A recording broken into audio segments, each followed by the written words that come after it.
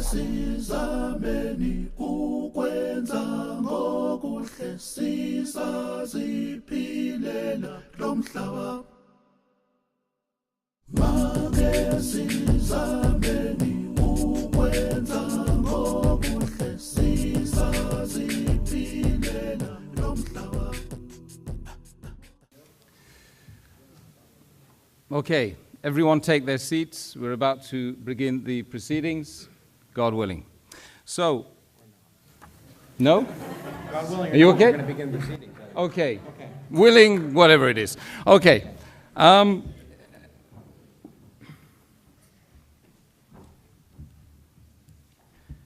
start by praising God, the compassionate, the merciful. Assalamu alaikum. Peace be upon the whole gathering. Marhaba, welcome, and thank you all very much for attending this, what I hope will be a seminal debate between our two respected speakers on the left and the right. That's what it's all about. It's about a debate, and it's about us coming together and being, being true to each other. That's effectively what it's all about, right? Yeah? You're in for that? You in for that, man? Good. That's great. Tonight's challenging debate, okay, entitled Islam or Atheism, okay, which makes more sense, is not happening in a vacuum, quantum, no, or otherwise. It's taking place within the context of a world full of human beings looking for answers, in a world seemingly full of Western promise, a world full of information fueled by the IT age. However, IT and we seem to have failed to adequately answer the most fundamental of questions about life, our existence itself, which is, of course, the main core area that we're going to be addressing tonight in this auditorium in London here tonight. I remember, spending a large part of my life asking myself, why am I here? Who created me? Do I have a purpose? Can we be certain about any of these, these questions? And once, I asked a bishop, what's the purpose of life? And he said to me, go and do a theology degree. Right, I'm not telling you to go and do a theology degree. I'm asking you to sit here in a debate for 2 hours with my two honorable guests over here. Was asking a bishop. Yeah, well, I'll ask you later.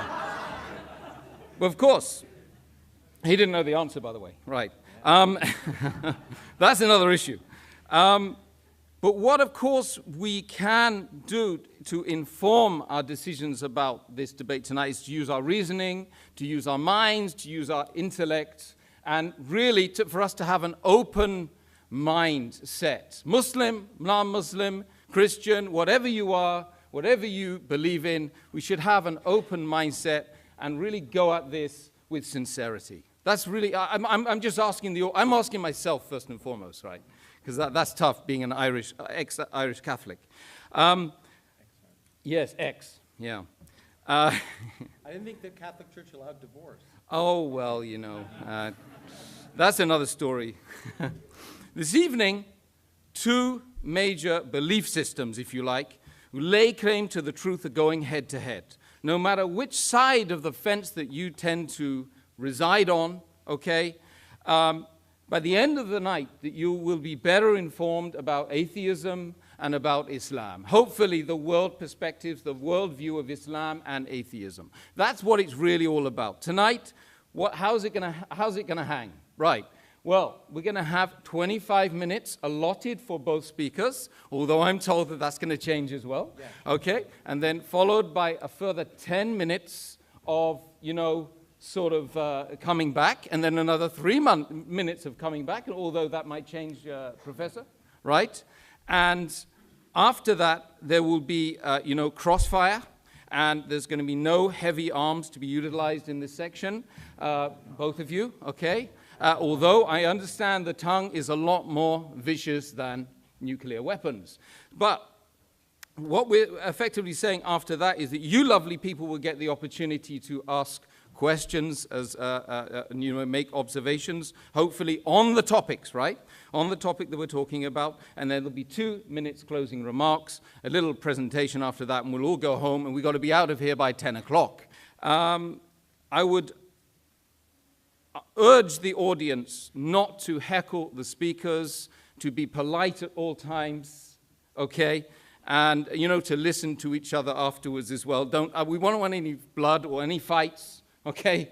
And I'm sure that you guys, you understand why I'm saying that. So today, our first speaker, okay? Has this been agreed upon?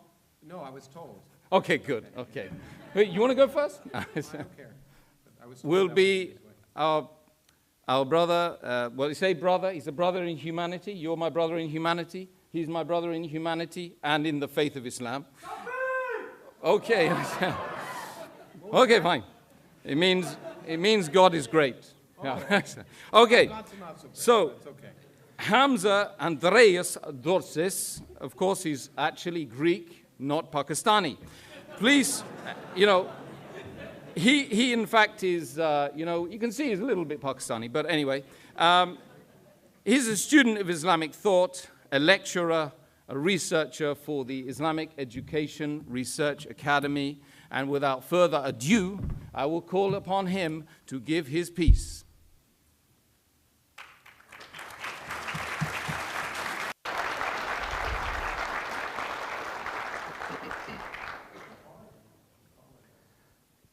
إن الحمد لله والصلاة والسلام على رسول الله. To proceed, respected Professor Krauss, guests, brothers and sisters, friends, relatives, I greet you with the warmest Islamic greetings of peace. Assalamu alaikum wa rahmatullahi wa barakatuhu. Which basically means, may the peace and blessings of God be upon you all. Today's question, Islam or atheism, which makes more sense? I would argue that if we use our reason, our rational faculties, we will definitely come to the conclusion that Islam makes more sense. And I'm going to use 2 simple arguments to verify that claim. Argument number 1, Islam makes sense of the origins of the universe. Argument number 2, Islam makes sense of the nature of the Quranic discourse. So let me go straight to the first argument, that Islam makes sense of the origins of the universe. Now, we all have had the same type of questions, well, most of us anyway. Why does the universe exist? Why is there something rather than nothing? And in response to that question, the grandfather of neo-atheism, Bertrand Russell, said, the universe is just there, and that's all. It's a brute fact. Even in Islamic history, as early as the 8th century, we had philosophical naturalists known as the Dahriya. They held similar views. Now, the implications of these historical opinions is that the universe is eternal. And if the universe is eternal, it implies there is an infinite past. But the question is, can we have an infinite past? Does the infinite make sense in the real world? Now, the assertion that the universe has an infinite past is absolutely irrational. This is because the quantifiable infinite cannot exist in the real world, something our beloved Professor Krauss has also suggested in his book, A Universe from Nothing, on page 71. He says clearly, the energy of empty space, or anything else for that matter, cannot physically be infinite. So we have to figure out a way to do the calculation to get a finite answer. Now, to highlight why the infinity or the infinite doesn't exist, take the following examples into consideration. Imagine we have, for example, an infinite number of Professor Krausses in this room. And if I were to take 5 Professor Krausses away, how many do we have left? Well, some mathematicians may say, well, we still have an infinite number of Professor Krausses. Logicians will say we have infinity minus 5. But what stops me practically removing 5 Professor Krausses away from this room? Nothing. And if I do, there should be less than infinite, but there isn't, therefore it leads to absurdities and contradictions. Take this other example into consideration. The distance between myself and Professor Krauss. We can potentially split this distance into infinite parts, but I can actually traverse the finite distance, which shows, as Aristotle, the Greek philosopher, said, that the infinite is potential, never actualized. And in light of this, mathematicians Kasman and Newman said, the infinite certainly does not exist in the same sense that we say there are fish in the sea.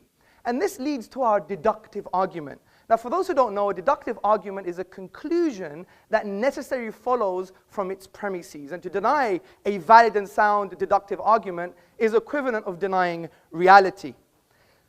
So listen to the deductive argument. Number one, an actual infinite cannot exist. Number two, an infinite history of past events is an actual infinite. Therefore, an infinite history of past events cannot exist. Therefore, the universe is finite. Therefore, it had a beginning. Now, this is a deductive argument. But we also have complementary evidence, which I call astrophysical evidence. And I'm not claiming to be a physicist. We have an established, acclaimed academic amongst us, so he could tell us the rest of the story. But what have cosmologists said? They have said, for example, Alexander Vilenkin, in his book, Many Worlds in One, which I believe is a friend of Professor Krauss, he says, with the proof now in place, cosmologists can no longer hide behind the possibility of a past eternal universe. There is no escape. They have to face the problem of a cosmic beginning. And just to note, even Professor Krauss in his book affirms a beginning to the universe.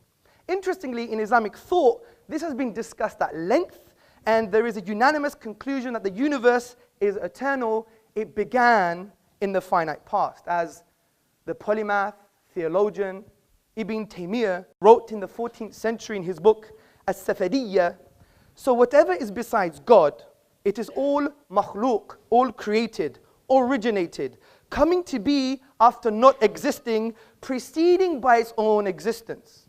Now, since we have shown that the universe must have a beginning, there are four logical explanations for how the universe began to exist. Number one, it was created via nothing. Number two, it created itself. Number three, it was created by something else that was created. And number four, it was created by something uncreated. So let's discuss these together. Could the universe be created via nothing? Well, first and foremost, what do we mean by nothing? By nothing, we mean the absence of something, and in this case, the absence of the universe. Now, why does our definition make sense? This is because we have deductively argued that the universe began, and therefore it was once not there. There was an absence of the universe. This is undeniable due to the deductive nature of the argument. So based on our definition, I think we can conclude that the universe coming into being or existence via nothing is impossible on logical, rational, and I would even argue empirical grounds. You could discuss this mathematically, for example. What is 0 plus 0 plus 0? It's never going to be 3. It's 0. Therefore, the universe could not have come into existence via nothing. As P.J. Zwart in his publication About Time explains, if there is anything we can find inconceivable, it is that something could arise from nothing. Let's go to the next option. Could the universe create itself? Well, this implies that the universe was in existence and not in existence at the same time, which is an impossibility. Also, there's a crude example for you to picture in your mind. Ask yourself the question, can your mother give birth to herself? Obviously not. So we know self-creation is an impossibility. So the next option is, could the universe be created by something created? Well, I would argue as an ultimate explanation for how the universe began, this is illogical and irrational. The universe could not be as a result of another universe, for example, or something else that was created because of the absurdity of an infinite regress. Imagine this universe, universe 1, being as a result of another universe, universe 2, and universe 2 being as a result of another universe, universe 3, and this one on ad infinitum, we would never have the universe today. Hence, the Islamic philosopher and thinker, Dr. Jafar Idris, summarizes this point. He says, there would be no series of actual causes, but only a series of non-existence. The fact, however, is that there are existences around us. Therefore, the ultimate cause must be something other than temporal causes. So I would argue that the final possible explanation, which is the universe was created by something uncreated, is the most rational explanation. And the philosopher Abraham Varghese, in the appendix to Professor Anthony Fleur's book, There Is a God, explains this conclusion in a simple but forceful way. He writes, now, clearly, theists and atheists can agree on one thing. If anything exists at all, there must be something preceding it that always existed. How did this eternally existing reality come to be? The answer is that it never came to be. It always existed. Take your pick. the God or the universe. Something always existed. And we've argued deductively that the universe began, therefore it couldn't have always existed. Now this doesn't mean God exists. It doesn't mean Allah, Buddha, Jesus, Yahweh exists. Of course not. That's a leap of faith. We leave that to the atheists. The point I'm trying to make here is that if we continue with our rational argumentation, using our aql meaning intellect in the Arabic language, as the Quranic discourse says, أَفَلَا تَعْقِلُونَ, do you not use your brains? If we continue using our brains, our mind, we will conclude something quite profound. Number one, that this uncreated creator must be eternal by definition because he's uncreated. Number two, he must be transcendent. As Ibn Taymiyyah, the 14th century philosopher and theologian, said, he must be distinct and disjoined from the universe. For example, if I were to create this lectern, do I become the lectern? No. Number three, this uncreated creator must have a will, because if it's eternal and brought into existence a finite effect that began, like the universe, he must have chose the universe to come into existence. And a choice indicates a will, and a will indicates it can have a relationship with sentient beings in the universe. Number four, it must be powerful. It created the atom, for example. If you split the atom, ask Professor Krauss what happens. Fifth point, it must be perpetually knowing, because if it's eternal and it established laws like the law of gravity, it implies it's a lawgiver. So therefore we can make the inference that it's perpetually knowing or perpetually intelligent because it's eternal and created laws in the universe. Finally, it must be one. If we use the rational principle called Occam's razor, and by the way, many people don't understand Occam's razor, and I think Professor Krauss doesn't understand Occam's razor either when I read his book, but he could debate with me later. Occam's razor is not about physical causes, by the way, which has been misconstrued as a straw man in the Kraussian fashion. Basically, Occam's razor is that you must have a simple explanation, but also you must have the most comprehensive, which means what? It actually means that it has to have greater explanatory scope and explanatory power, because it can be complex, because it may deal with most of the questions. But concerning this reality about the oneness of the divine, the argument that the creator must be one is simple and far more comprehensive. If you say 2 or 3 or 4, then it's not simple anymore, and it doesn't answer all the questions. In actual fact, it creates far more questions than it answers, such as, how do 2, 3, 4 causes co-eternally exist? It doesn't make any sense. So I think we've concluded what the Quran concluded 1400 years ago, that there is a creator, he's one, he's unique, and he's transcendent. As the Quran says in the 112th chapter, say, he is God, the one, the unique, God, the eternal, absolute. He begets not, nor is he begotten, and there is nothing like unto him. Now, before I move on to my next argument, I really want to have a nuanced discussion, a very nuanced discussion, which means if someone offers to talk to you, you have to talk to them back. And I wasn't offended, but I found it slightly childish when I asked someone in this room for us to have a chat, and he wouldn't have a chat with me, which I think is not very nice. But that's another story. And now we're doing some contention, so we transcend this kind of what I would call atheist cliches. So what's the first atheist cliche? The first atheist cliche, I call it the Professor Krauss nothing cliche. And if you read his book, you will see that Professor Krauss was a highly acclaimed academic. I mean, I am nothing compared to him. That's true. He's right. One second. By the way, him making a statement is not an argument. I don't know why you're clapping like someone who's obedient slave. 1 point. Please, I have a time to keep. So, in his book, which I really like his book, I like his style, I like his rhetoric, he wrote in his book, A Universe from Nothing, he said that nothing is nothing with italics. And essentially what he's trying to say, he's trying to change the label nothing, which in the English language is a universal negation. But he's saying nothing is actually something, which is a quantum reality. Now this is quite bizarre. And that's why you have to study philosophy, because you need to make conceptual distinctions. For example, imagine I was in the hallway and I said, you know, I met nobody, and they gave me directions to this room. Or imagine if I said, for example, yesterday my wife made a great lunch, and it was nothing. You know, nothing tastes great with a bit of whipped cream. I mean, does this make any sense? And Professor Krauss' use of nothing is actually something. He also says in his book in page 80, our universe will then returning to the quantum haze from which our own existence may have begun. And his own friend, Alexander Vilenkin, said recently, vacuum is very different from nothing. It's a physical object. But this is irrelevant almost, because even Krauss admits in his book that these are speculative and inconclusive conclusions.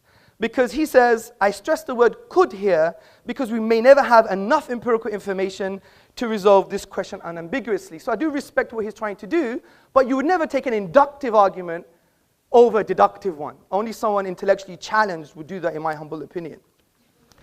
The second contention is that things can come into being without any cause. You have a quantum vacuum or quantum reality, and there are some subatomic events that appear without no causes. I believe we have a strong defeater to this argument, and it concerns perceptions, and it rests on a Kantian argument. Now, I can order my perception in this room. I can see this very handsome young man. I can see the cameraman. I could see the wall. I can also reverse that perception. But if my wife were to start walking down this auditorium, I couldn't help but see her front before I see her back. And I couldn't reverse that perception. Now, the very fact that I know when I can order my perceptions and when I can't, and when I can reverse my perceptions and when I can't, is because we have an innate concept of causal links and causal connections. To reject that based on empiricism or an empirical reality is equivalent and tantamount of actually rejecting the perception itself. It's like shooting yourself in the foot. This is why the philosopher John Cottingham in his book Rationalism said, but on Kant's argument, we will not be able to recognize the event in the first place unless there were a rule that makes it necessary that the order of our perception should be thus and not otherwise. In short, the very experience of an external event already presupposes an understanding of causal necessity. So these are the cliches. Let's go to the next argument, which is the nature of the Quran. Now, the Quranic discourse has been described by Eastern and Western scholars as an intrusive and imposing text, which seeks to intrude into the inner dimensions of man. Now, this imposition is positive as the Quran seeks to positively engage with your intellect and with your psychological disposition. And the way the Quran achieves this is by asking questions. وَفِي أَنفُسِكُمْ أَفَلَا تُبْصِرُونَ. And in themselves, do they not see? Talks about the physiological reality, the psychological reality, even referring to things like consciousness. This is why Professor of Philosophy Shabir Akhtar, in his book, The Quran and the Secular Mind, A Philosophy of Islam, he describes what the Quran is trying to say with these verses. He says, nature's flawless harmonies and the delights and liabilities of our human environment, with its diverse and delicate relationships, are invested with religious significance. Created nature is a cryptogram of a reality which transcends it. Nature is a text to be deciphered, evidences accumulating in the material and social worlds and in the horizons jointly point to a hidden immaterial order. And you may think this is quite interesting for a 7th century book, but the Quran goes even further than this. It produces an intellectual challenge for the whole of mankind. The Quran says, وَإِن كُنْتُمْ فِي رَيْبٍ مِّمَّا نَزَلْنَا عَلَىٰ عَبْدِنَا فَأْتُوا بِسُورَةٍ مِّن مِّثْلِهِ وَادْعُوا شُهَدَاءَكُم مِّن دُونِ اللَّهِ إِن كُنتُمْ صَادِقِينَ. And if you are in doubt, talking to Krauss, talking to me, talking to everybody, if you doubt this book, which we have sent down to our servant, referring to the Prophet Muhammad sallallahu alaihi wasallam, upon whom be peace, then bring one chapter like it and call on your witnesses and supporters besides God, in kuntum sadiqeen, if you're truthful in this claim. Now this verse is a basis for an array of arguments in the Quranic discourse, and we don't have time to talk about all the arguments. Historical argument, sociological argument, and a whole array of intellectual responses. But one I want to talk about is called the inimitability and the uniqueness concerning the Arabic language in the Quranic discourse, which Islamic theologians and thinkers argue that it is a miracle. Now, before I get into that, we have to now discuss what is a miracle. We have to define what a miracle is. Now, the word itself linguistically comes from the Latin word miraculum, meaning something wonderful. And the traditional Western philosophical definition of a miracle, as summarized by David Hume in his An Inquiry Concerning Human Understanding, he says it's a transgression of natural law. We don't agree with that definition. Because what are natural laws? Natural laws are just inductive generalizations of patterns we perceive in the universe. If something changes from the pattern or is different, then maybe it's part of the pattern. It's just based on induction. What the profound Islamic theologians and thinkers have done, they've redefined what a miracle is based on the Quranic discourse. And they have said that a miracle is an event that lies outside the productive capacity of nature, which means when you go to the nature of the event, you exhaust all possible naturalistic explanations. And also, there is no naturalistic causal link between the event and the nature of the event. And this is a far more coherent definition. Let me give you an example from the Quran itself. Now, the Quran talks about Moses, Musa, alayhi salam, upon whom be peace, and Pharaoh in the Quran. Moses was told to throw down his wooden staff, and it instantaneously turned into a live snake. Now, this miraculous event, the snake, lies outside the productive capacity of the nature of the event, the wooden staff. Because the chemical makeup of the staff is different to that of the snake. In actual fact, you have to add more stuff to the staff, if that makes sense, stuff to the staff, to be even close of creating a snake, but only the staff was used. So when we exhaust naturalistic explanations, we find there is no causal link between the staff and the snake itself. So this gives us a definition of what a miracle is.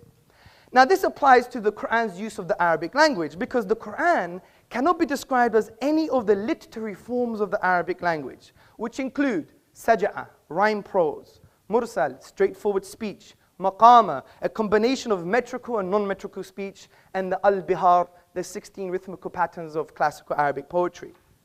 Now interestingly, in classical Arabic, every expression falls within the known literary forms of the Arabic language. The Quran, however, de-scopes the Arabic language. And the Quran is a miracle from this perspective, because even though it's made up of the Arabic language, there is no causal link between the Arabic language and the Arabic in the Quran. This is because when we exhaust the 28 letters, the finite grammatical rules, and the finite words, we exhaust them, we cannot produce the unique literary form of the Quranic discourse. And interestingly, from a historical and literary perspective, when attempts have been made to produce the like of the literary form of the Quranic discourse, they have all failed.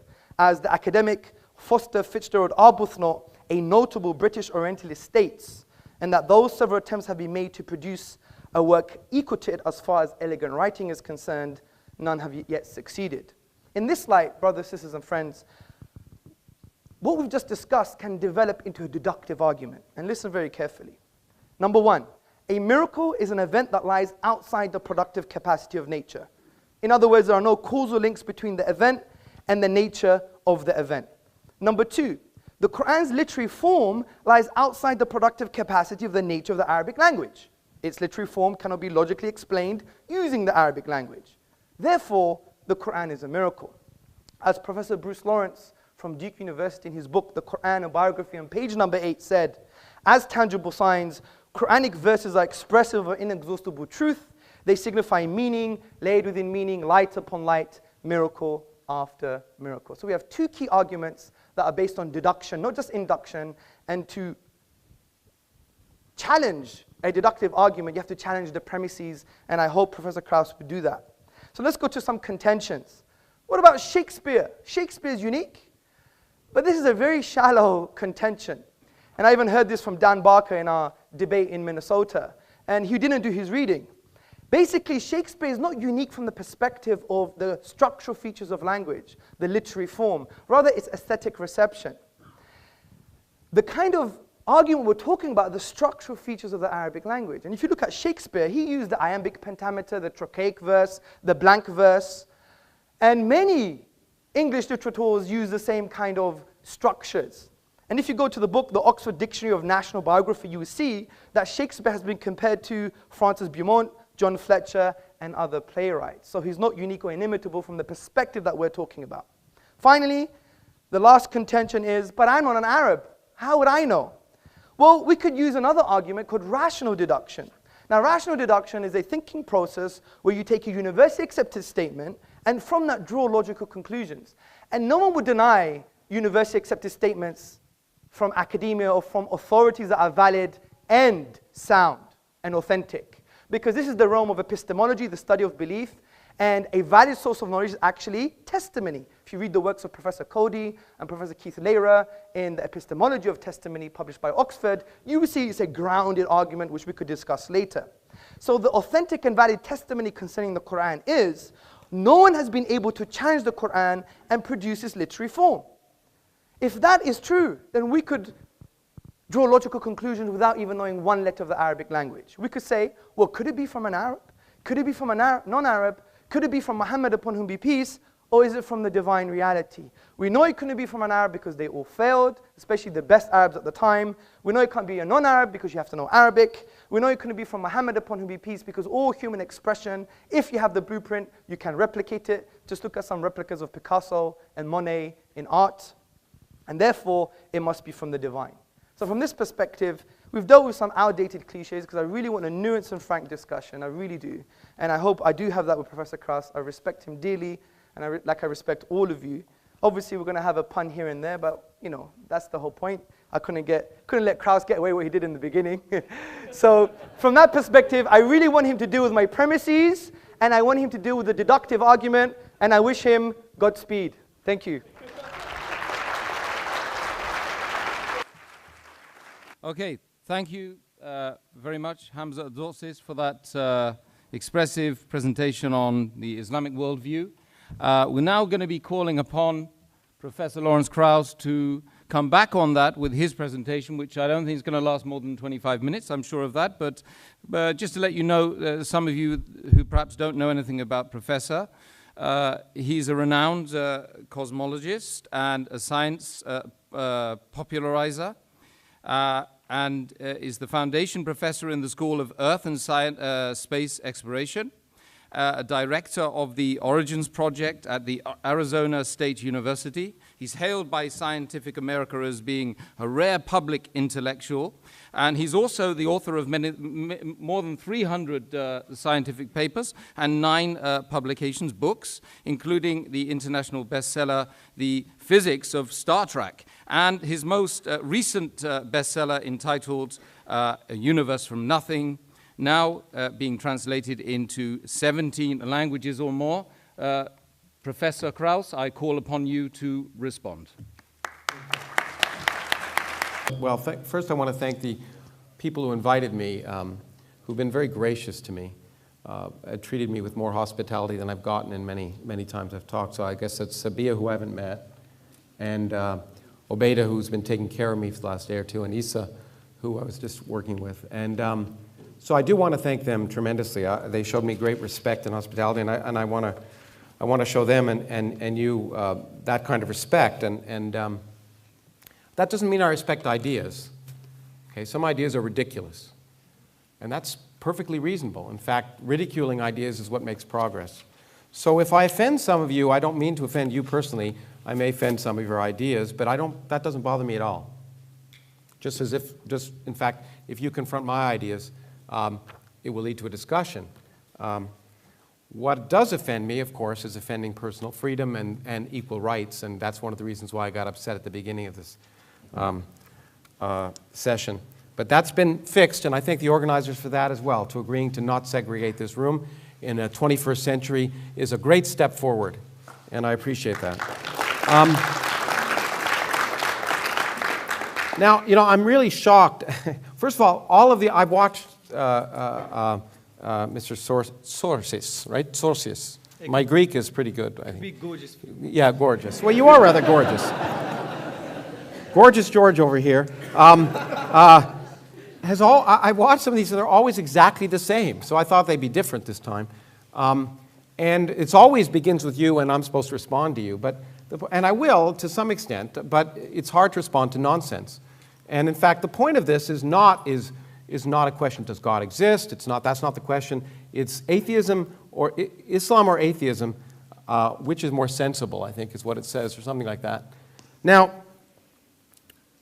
I was just shocked because I thought that you wouldn't bother to try and pretend you knew science, because you don't, and we're going to go through that in real detail. Everything you said is nonsense when it comes to science, so we'll go through, and we'll have a little chat, if that's okay. Of course. Okay, good. And so I found it remarkable that you began with that kind of nonsense, and we'll continue from that. But let me just first begin with the fact that the premise of this debate is in some sense inappropriate, because it suggests two things. First of all, it suggests that Islam is something special, and it isn't. It's not special at all. It's one of 1,000 religions that have, or more that have existed since the dawn of humanity, all of which claim divine revelation, all of which claim perfection, all of which proclaim infinite knowledge, uniqueness, beauty, etc. So Islam is just a religion like any other religion. And there's no difference. It proclaims, just as the Rig Veda did and Akhenaten in ancient Egypt, that the universe had a beginning, nothing special, okay?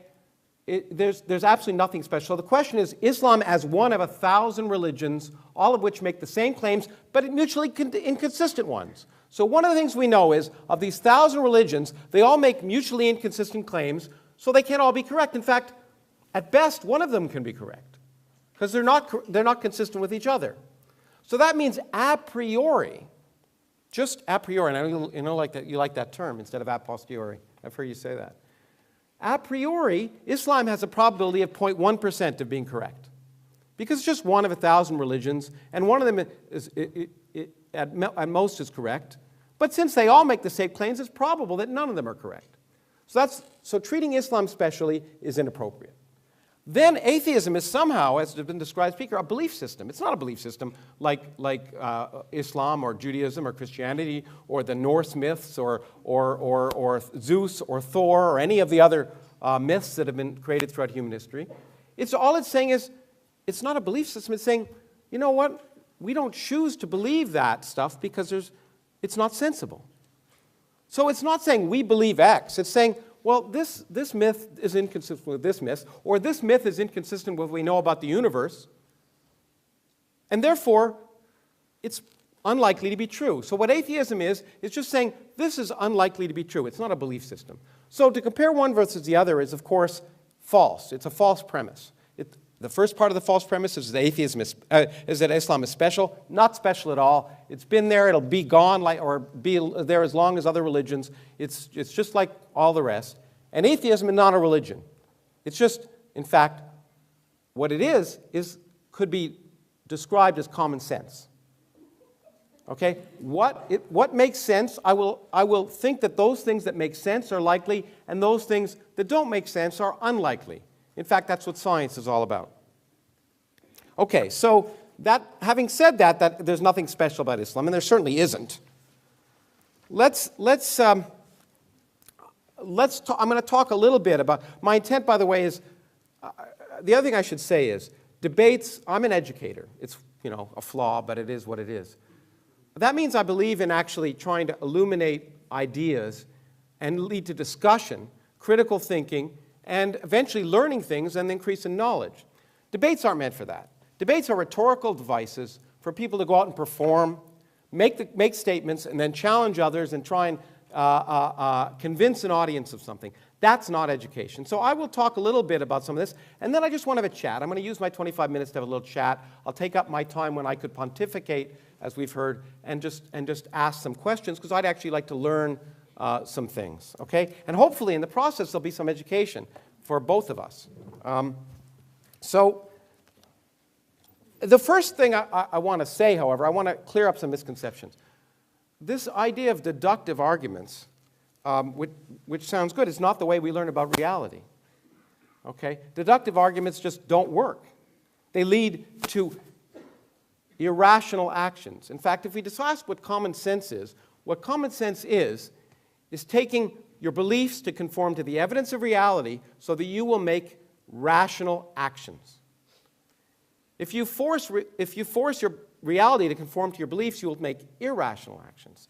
So you can deduce things based on your beliefs, on your a priori beliefs, but you'll have a problem. For example, your a priori belief could be that if you prayed to Allah, that you could jump out the fourth story of this window of this building, and you would land safely. Okay, that could be an a priori belief.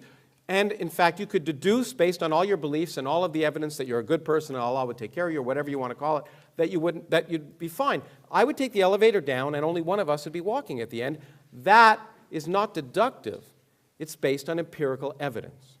Okay, now, so arguing that something doesn't make sense to you is based on the fact that the assumption that you know what's sensible in advance. But we don't know what's sensible in advance. until we explore the world around us. Our common sense derived from the fact that we evolved on the savannah in Africa to avoid lions, not to understand quantum mechanics, for example. As I've often said, common sense, our deductions might suggest that you cannot be in two places at once. That is crazy. But of course, an electron not only can be, but it is. It doesn't make sense because we didn't evolve to know about it. We've learned about it. We force our idea of common sense to change. It's called learning. Some people would rather read an ancient book than learn. And this has been a very good evidence of that. For example, to say something is inconceivable just means you can't conceive it. But the great thing about the universe, and the reason that I do science, is that the universe has a much greater imagination than we do. In fact, there are more things in heaven and earth than are dreamt of in your philosophy. And that's what's wonderful about the universe. Things that are inconceivable happen all the time. And what that does is that expands our mind. And expanding our minds to conform to the evidence of reality is common sense. And that's what, when you call atheism, that's what that is. That's just saying, I'm going to accept the evidence of reality, and if something seems like it contradicts the evidence of reality or is irrational, I should question it. Now, there are a lot of ideas which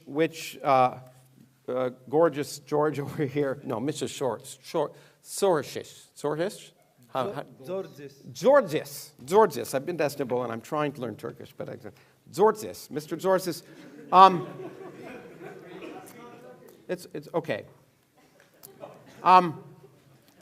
Do you speak ancient Arabic, by the way? I could read and do a bit of grammar. A bit of grammar. You don't speak it then? No, no. So your presumption that it's beautiful ancient Arabic is just a presumption. You actually don't know what you're talking about. No, it's not. Okay. I'll respond Okay. I just wanted to ask that question because I don't speak Turkish. I wanted to see if you spoke Was that ancient a Arabic. question or comment? Well, I just want to ask, do you speak ancient Arabic? Yes, I do. Fluently? No, but I do speak it. Okay, but not fluently. كيف حال?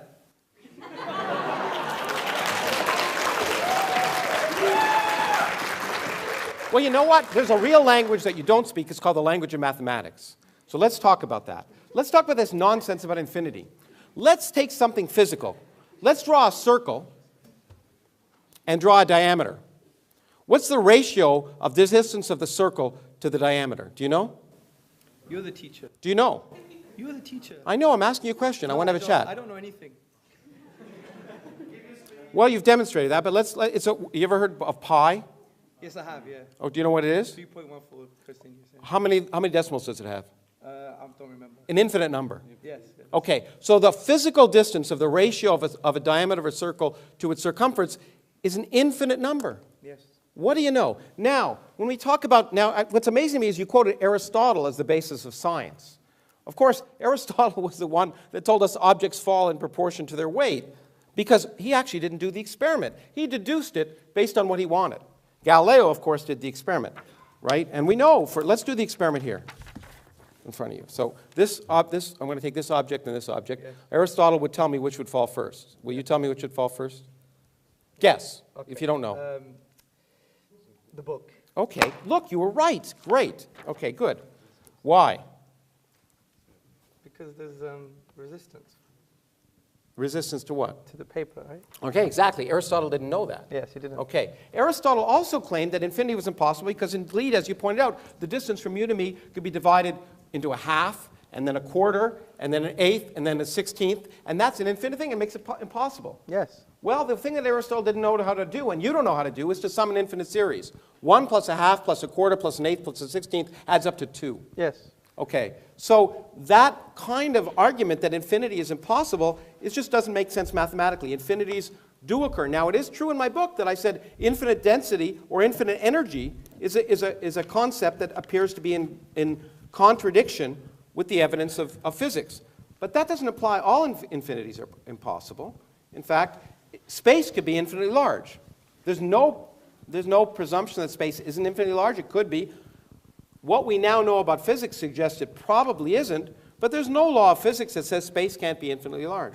So this notion that you deduce that infinity is impossible because you don't like it It's just not the way the world works. Because infinities happen all the time, whether you like them or not. Not only that, it doesn't lead to irrational actions. Mathematicians have a way of dealing with infinity. We can add infinities. We can take numbers and an infinite series that, for example, the series 1 plus 2 plus 3 plus 4 plus 5 plus 6 plus 7 to infinity actually has, in mathematical terms, can have a finite sum. It's minus 1/12, if you wanted to know. Okay? It may not seem logical to you. It may seem inconceivable to you that the sum of a series of positive terms, each of which is bigger than 1/12, could end up being minus 1/12. But the fact that it's inconceivable to you just means you're ignorant. Thank you. Okay. Now, this idea that Occam's razor suggests, first of all, Occam's razor is not a principle of science. Okay, it's a nice idea that you should try for the simplest answer to any question, and physicists try and use that. Sometimes the simplest answer doesn't work. In genomics, for example, it would be nice if every gene, in fact, you talked about more than one cause for an effect. It would be nice if every gene, every disease was caused by a single gene. One of the reasons that genomics is so difficult is we've discovered there's a complex interaction of genes so that, in fact, that there are many separate causes of most diseases. There are very few diseases that have a single cause. But in fact, you know what is simpler than the number 1? The number 0. 0 is a much simpler reason that there's no cause. Okay, so if you really wanted to apply Occam's razor, in fact, you'd apply no causes. Now, you also use the term causality, which is a term I understand. You didn't define it. Do you want to define it? I may do. Well, why don't you do it now? I don't want to give you that favor. Oh, I thought we were going to have a chat. Yeah, but I want to have a chat, not a chat. So it's less rhetoric, more connection. No, let's have a chat. No, I think when we talk about rhetoric, we were talking about the lecture you just gave. I want to have a chat. I'm asking you a question. Do you know what causality means? You use the term. Yes. Okay. Well, if you use a term, you should know what it means. yes, Okay, I have my you use it. definition. I have my definition. Okay. Okay. Well, I'll define, and that's cause precedes effects. Does that sound good? No, that's the wrong definition. In my Okay. opinion. Well, I'd like to learn what it is. Well, for example, there's an interesting book about the quantum physics and causality. And the philosophers and philosophers of science and scientists have disagreed on a specific definition. So they've reduced back to a fundamental definition. Do you want to have a chat or a chat? You quoted a book on physics. Yeah, I haven't finished yet. Physicists don't disagree about the definition of causality. Have you presumed your results here? Do you No. really want to connect with me as a human being? No, But you've asked me a question, you're answering it for me? I mean, come on. You quoted physicists. Go on. I said scientists. Okay. Now, which is the same, I agree. Now, so from my limited knowledge, and I do believe it is limited, of course, is that the agreement has been on something which produces an effect, which includes, therefore, you can have something called asymmetric spontaneous causality, where the cause exists prior causally, but not prior temporally. So there is a whole range. What's prior causally, not prior temporally? Prior causally means that there is I'll give you an example. The Kantian example was you have an infinite ball that's on an infinite pillow. Now, they both, time doesn't exist here, but you're not going to say the indentation is not as a result of the ball. So there is a causal dependency there, and time is out of the window. So we could discuss causality until the cows come home, but it's not as simple as what you're trying to say in terms of that. It doesn't presume temporality, do you see? Well, I think it does. I think, again, if you think carefully about what you just did, Okay. the ball doesn't create an indent in a pillow. And by the way, you used infinite. I thought we weren't allowed infinite. But anyway. It was an example. Yeah, well, it's an example of a physical example, which you said doesn't exist if it's infinite. But it doesn't matter if it's infinite. A pillow here, a finite pillow and a finite ball. Yes. Okay? There's an indent. Of course there is, yeah. Okay, was the ball there or not? Well, my example wasn't based on finitude. It was based on they're both infinite. Well, but if the ball isn't on the pillow, it doesn't create an indent, right? Yeah, of course, yeah. Okay, so it had to be. So was it put on the pillow or not? Well, that's irrelevant. You're damning the example. then you're That's a logical fallacy. No. Get the point I'm the trying point to say. is that the physical causes have physical effects. So either the ball is on the pillow or not. Now, the point about causality is that the interesting aspect of it is that it's an interesting physical question. But what if there's no before? Let's take, you talked about the cosmology. So let's take general relativity, whose equations I'm sure you don't know. And I said I don't know Take it back to anything. the beginning. Oh, we talked. You made it very clear that the beginning of the universe is very important. You deduced it, but in fact, deduction doesn't matter. The point is, the universe, our visible universe, did have a beginning because we can measure it. Whether we liked it or not, or whether we think it's sensible or not, it actually did have a beginning, a cause not, a factor not in dispute. Our universe had a beginning. Now, however, the laws of physics tell us, right now, if we extrapolate back to the beginning, that that if we took it at face value, that time didn't exist before t equals 0. So if time doesn't exist at all, the sense of cause doesn't even make sense. And this is the key point. In science, we have to realize that our common sense notions sometimes go out the window. When we observe effects, they have causes. But at the beginning of time, when time itself may have come into existence, then that question becomes a bad question. Philosophers can debate it, people can write it down, but it doesn't matter. Now, the other thing I will say is you've somehow talked to me about the fact that the Quran as a literary document is different than other literary documents. And you've given some arguments, and I understand. What I actually did this the other day, because I've seen you give this talk a gazillion times. I actually input in a computer a lot of Arabic words and asked them to produce it at random, and I produced 2 sentences from the Arabic from the Quran in 11.6 seconds. My computer speaks neither Arabic nor is Arab, but produced that those incredibly divine words.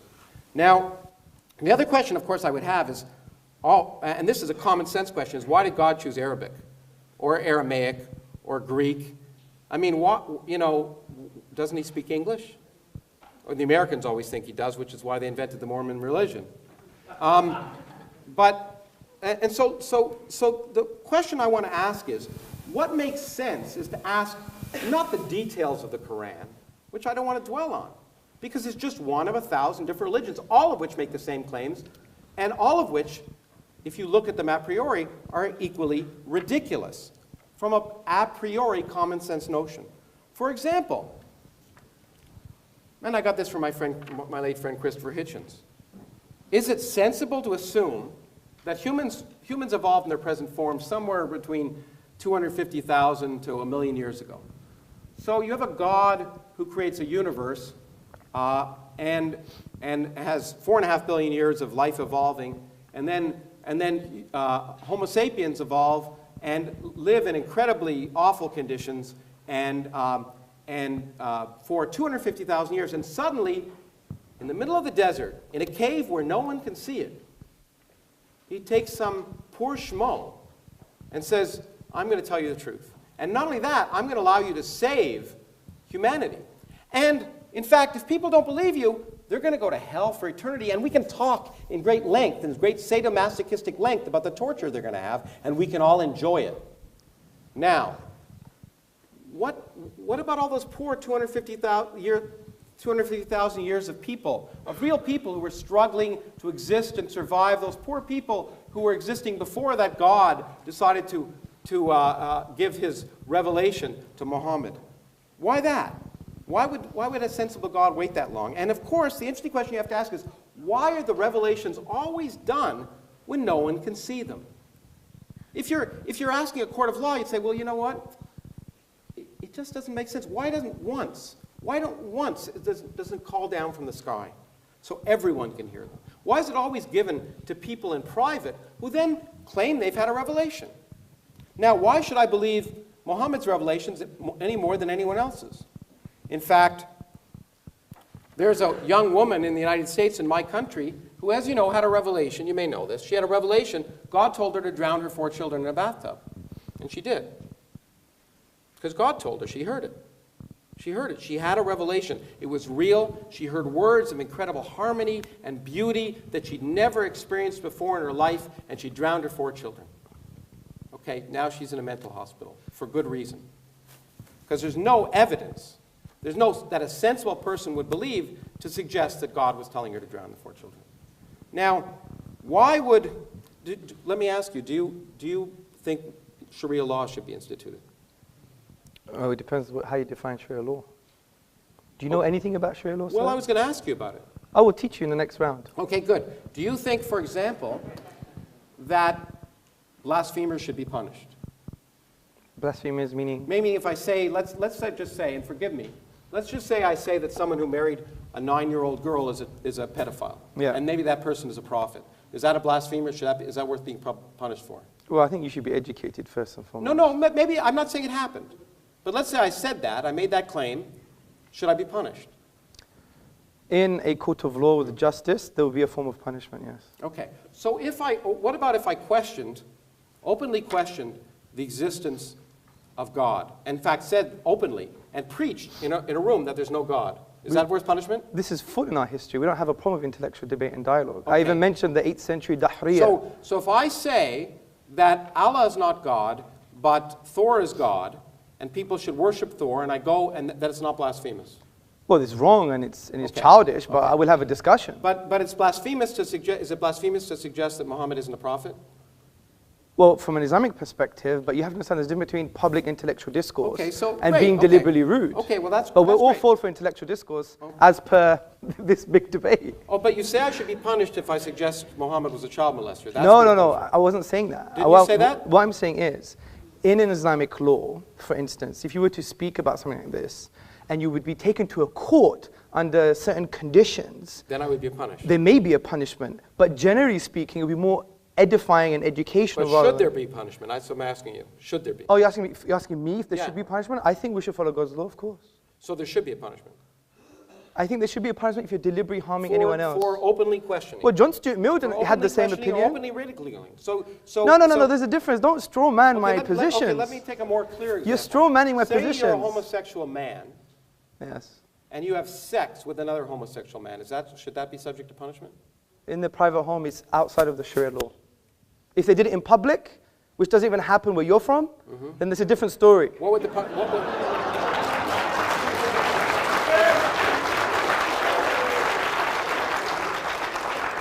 Where am I from? Where am I from? Well, you are from the United States of Oh, I America. see. yeah. And that's so it doesn't even happen in where I'm from. Now that's rude. But in any case, How's but that it does rude? but the good I thing thought you about were an it is empiricist. It does happen where I'm from. All the stats. So two people you know. in Arizona are out in the desert having sex because they really get turned on. Yes. And they're both men Yes. and they have sex together. Yes. Okay? Is that punishable? If there's no one in the desert, no, it's not. Okay, let me ask you another question. Is homosexuality wrong? In the Islamic tradition, it's a sin. Okay, now here's an idea of why common sense should tell you that Islam, like many other religions, is not common sense. Because, of course, homosexuality is perfectly natural. In all animal species, almost, it's natural. It occurs with a 10% frequency.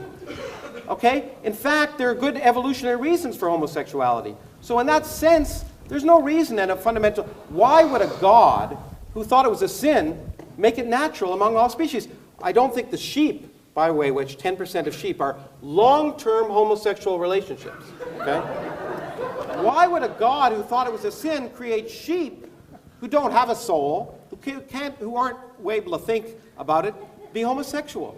That's the kind of nonsense that we have to ask, and the only way we can determine if it's nonsense is by looking at the world around us, not by deducing it, not by listening to the words of ignorant individuals and Iron Age peasants who didn't even know the Earth orbited the sun. Wisdom and learning comes from observing the world around us, and we shouldn't take our wisdom from people who didn't even understand the way the world worked. Thank you. How long does that...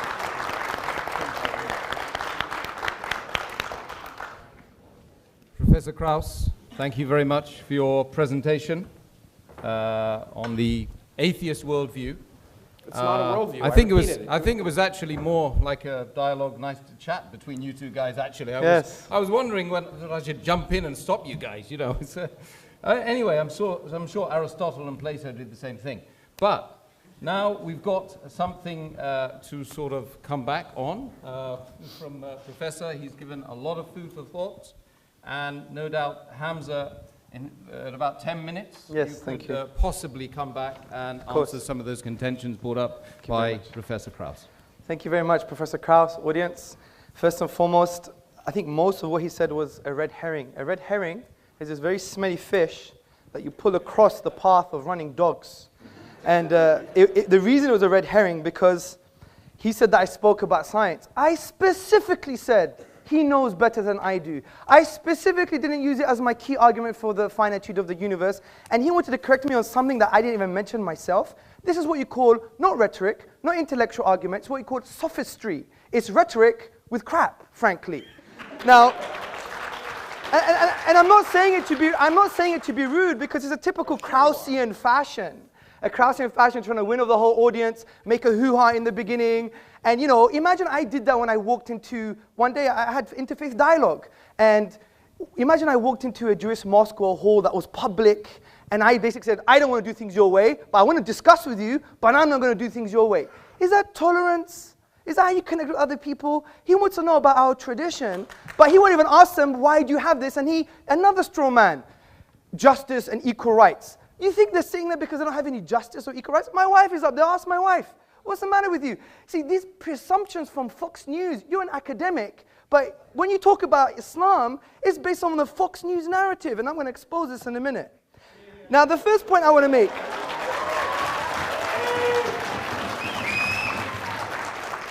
Now, you used the word a priori more than 3 times, but you rejected deductive thinking. I mean, isn't a priori deductive? I mean, you can't have your cake and eat it, sir. I tried to talk on your level. That's the first point. The second point I'd like to make. Actually, let me calm down. The second point I would like to make is that, see, we're not rejecting inductive arguments. Of course we're not. You're forgetting the inductive method, the scientific method. Do you know where it came from, sir? Do you know where it came from? I know, in fact, there's a remarkable scientific mathematical tradition in the Arab world, if that's what you're going to talk about. I'm going to talk about Ibn al-Haytham, his book on sure. optics. Yeah. Read the works of David Limburg and others, historians of philosophy and science. And they say it came from Islam. You know why? Because Islam doesn't reject... No, they came from the Arab world. They didn't come from Islam. Well, let me give you the link. Let me give you the link. Okay? أَفَلَا يَنْظُرُونَ إِلَى الْإِبِلِ كَيْفَ خُلِقَتْ.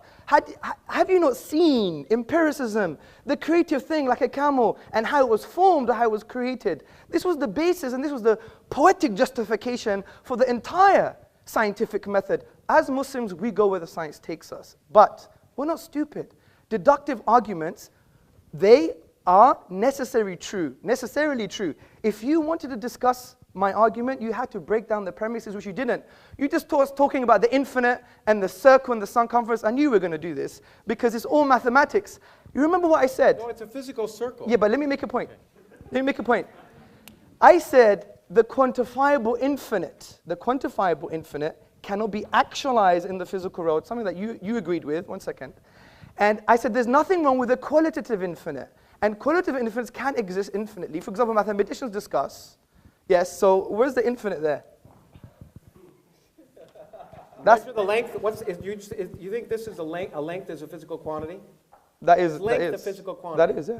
Okay, the length of this and the length of that, okay, the ratio of those two lengths is an infinite number. Yes, of course it is. Okay. But what is that length? What is that length? 1. This is the length 1 is 1 Krauss. Okay, can you... These are pi Krauss. 1 second.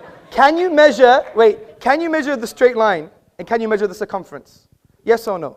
I can measure it. Well, that's quantifiable. Yeah. What you're talking about is in the realm of mathematical realm of discourse, which has axioms and conventions, which makes sense. I'm not disagreeing with that. I'm agreeing with what you already agreed with in your own book, which from a quantifiable, discrete perspective, you can't have an infinite. That's the point I'm trying to make. Discrete. The discrete But parts. who says it has to be discrete? Oh, but that's your presupposition. That's your No, presupposition. actually, You brought your assumptions, Fox News, by the way, and other stuff, and you think you've got an answer. I have time. Let me finish this, please. Okay, because Yeah. I got to teach you different calculus. Newton invented a long Yeah, time I know, ago. but calculus is based on axioms and conventions in the mathematical realm of It discourse. describes how things work. Yes. Let me make a point. So, that's the first point. Oh, dear. Okay, then you spoke about, for example, 0 is simple as Occam's razor. Again, you've misconstrued what Occam's razor is. Occam's razor is not only the simplest explanation, but it has to have greater explanatory scope and explanatory power. 0 has no explanatory scope or power concerning the origins of the universe from that perspective. I'll explain it how it does. The other point I like to make is you spoke about, for example, hell and justice, and look at all these people that are going to hell. Again, another huge straw man. You've misrepresented Islamic theology. We have a very nuanced theology, sir. I think the best thing to do, if you were sincere, you would have said, you know, Hamza, I don't get this. I haven't read this before. I'm just making my own mind up because I watch videos of Christopher Hitchens and he's an authority to me. I don't know much. Can you tell me what Islam says about this issue? That would have been better, wouldn't it? But again, it's a straw man. And when it comes to things like hell, we believe God is all just and all merciful, okay? No one disagrees with the concept of punishment, okay? You're not going to disagree with the concept of punishment, are you? So when it comes to people who haven't heard about Islam, there's a whole array of theologians like Ibn Taymiyyah and Al-Ghazali who said that there's going to be another form of justice for them. They may be tested on the Day of Judgment based on other prophetic traditions. It's not as simple as that. Okay, homosexuality is a sin. Again, you try to put words in my mouth, and that's not nice. That's not nice. I asked you questions. I didn't. You did, but I don't know if you try to answer them for me, which is quite interesting. Now, see, we don't believe homosexual tendencies per se are sinful. It's the manifestation of the homosexual act in public is sinful. Because we believe in our theology, let me just make the point, that we're given a package. We all have tendencies. People have tendencies, you know, the polygamists, for example, or other people have tendencies that may be seen negative or taboo. Other people have tendencies concerning various different things. And we believe this is a package that God has given us. But we have an empowering philosophy which says that God, okay, when he gives you these tendencies, whatever they are, whatever kind of inclinations we have, we use our aql, our intellect, by understanding the divine reality and what he wants from us, because God would know me better than I know myself. And he would say, fine, you have these tendencies. This is how you shape them. This is how you control them. Like, we don't believe in, like, we should be agitated purely based on the bestial aspects of man, whether it's heterosexual or homosexual. And by the way, you know, saying off to your mother is equivalent major sin as being a homosexual. So the point I'm trying to say is we don't condemn people per se. We don't say, you know what, I'm going to kill you. We appreciate every human being. They have spiritual needs, but we're not gonna make up our own religion. We're not going to follow the Kraussian religion, whatever he says. We're going to follow the divine reality. If he says homosexuality is a sin, it's a sin. Just like drinking alcohol is a sin for the Muslim. Or, for example, being harmful to human beings is a sin. Right? Just because I have a tendency and I'm a martial artist and I want to harm people, does that mean now, you know, God is wrong just because I have that tendency? I mean, that's not right. Anyway, I'm still looking for some strong counter-arguments you made to my points. There were no points to actually make any counter-arguments. Well, there were, because you didn't. Okay, let's just put it simply. Infinity doesn't exist. Yes, it does. Okay. You didn't. No, I said the quantifiable infinite doesn't exist. I agree the infinite exists.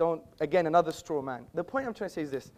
We have a deductive argument that the universe is finite. If it's finite, it began to exist. If it began to exist, there are some logical possibilities. Please entertain those logical possibilities. If not, it's equivalent to you coming to my house, having a coffee, I'm talking to you, but you're talking to the window. And I know you have better morals and manners than that, because I know you're highly respected. And we do all respect you in some paradoxical way. But the point is, the point I'm trying to say, Professor Krauss, is that I think it's only fair if you want to pick and choose from the Fox News narrative that you actually trying to change that stance and say, right, what does Sharia law say? Do you have a book of Sharia law at home? I asked you so I could learn. No, but you were telling me. Do you have a book? Okay, do you have a book on Sharia law? No.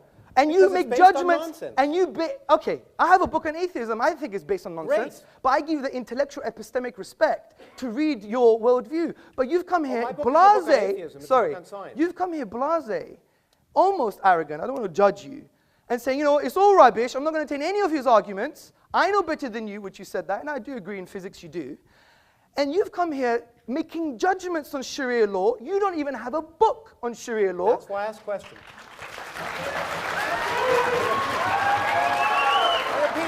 And the point is... Look, I'm sorry, that's why I asked questions. I asked you questions so I could learn. I asked what you thought as someone whose opinions I'm supposed to respect. And I wanted to know, did you think it was wrong? And I wanted to know why. There's no sense why homosexuality is wrong. I wanted to know what common sense tells you that homosexuality is wrong, except some self-proclaimed prophet telling you with no evidence. There's a different point. Okay.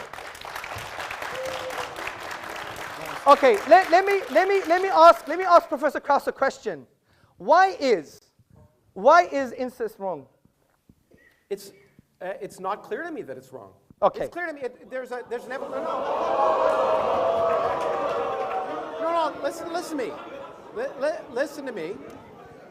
Wait. Let's give him the respect, please. He's got a justification. You ask me a question, and if you want me to answer, I will. Yeah, of course. Okay. Do it. Okay. The point is, most societies have a taboo on incest, and it's an empirical one. Generally, incest produces genetic defects. Yes. Okay. And so in general, there's a physiological reason and a societal one why incest is wrong. Yes. Okay. But if you ask me the question, is it? And this is an interesting question. We are in. By the way, there's an ingrained incest taboo in almost all societies for that reason. Sure. Because societies want to persist, so it works. But if you ask me a priori, for example, the question, if a brother and a sister loved each other and used contraception, is there something absolutely morally wrong about that? And that, by the way, and it was once, and they went off and it didn't affect anything else, I'd have to think about it because I don't think there's any absolute condemnation of that fact. If they love each other and care for each other and they go off and it doesn't affect anything else, okay. Would I recommend it? No. Would I be particularly happy about it? But would I be willing to listen to those arguments? If they were rational, maybe. Okay, good. So, see, this is precisely the point I'm trying to make, Professor Krauss, is that I find it quite interesting. Someone who adopts an atheist position would have strong moral judgments about a religious tradition, whereas your moral judgments, at best, are relative and subjective. Now, when you look about moral theory, from an Islamic perspective and a religious perspective, you see that objective morals, like even pointing the finger and saying, you know, you're wrong, you're nonsense, Sharia law is backward, these kind of strong emotive things, I think we can only be that emotive and strong in an objective sense if you have God as a grounding for your objective moral values. Because if you take God out of the picture, he's the only concept that transcends human subjectivity. Social pressure, you know that doesn't work. Look what happened in Nazi Germany. You know, for example, evolution makes it end up being ephemeral and empty. If you look at the philosopher of science, Michael Rules, he said, you think loving thy neighbor as thyself is like you're referring above and beyond yourself. But essentially, it has no true meaning. It's just a product of survival and reproduction. So from this perspective, you don't have an ontological grounding for objective moral truths. The best you could do, what a lot of atheists have done, is, well, we believe in moral realism, which is moral truths are just moral truths because they are. Well, Islam just is, and the Prophet Muhammad upon him peace just is, and the Quran just is. That's not an argument.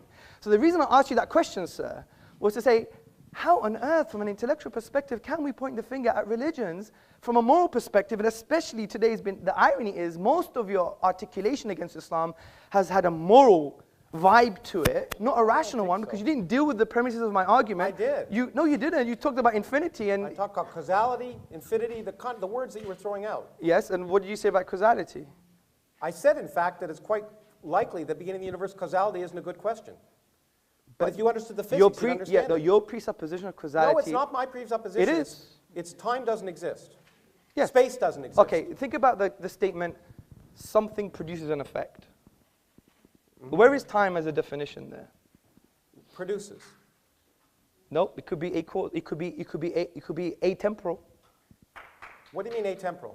You will explain to me clearly what you mean in a physical way. And okay. Don't just give me English language. Give me a physical example. Okay, let me give you, like your nothing is a physical example, yeah?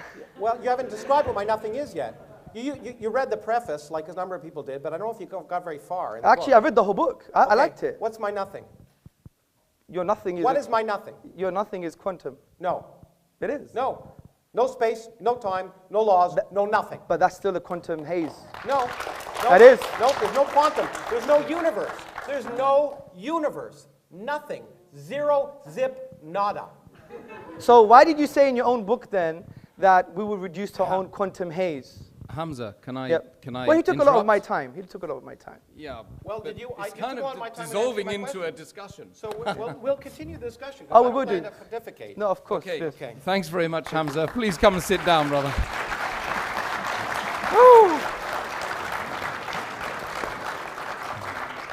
I didn't want to stop you in mid-flow there, but over to Professor. There must be some Greek in Professor Krauss. Yeah. Look, okay, well, we can continue the discussion because it should be a discussion. My point is that the question, I repeat again, is what's more sensible? And what's more sensible, ultimately, is what produces more rational actions. And I'm sorry, if you talk about tolerance, I get so tired of hearing people talk about tolerance, but then I hear people talking about blasphemers. I should be allowed to blaspheme all I want, because ridicule is an important part of inquiry and discussion. Sometimes ridiculing something illuminates it.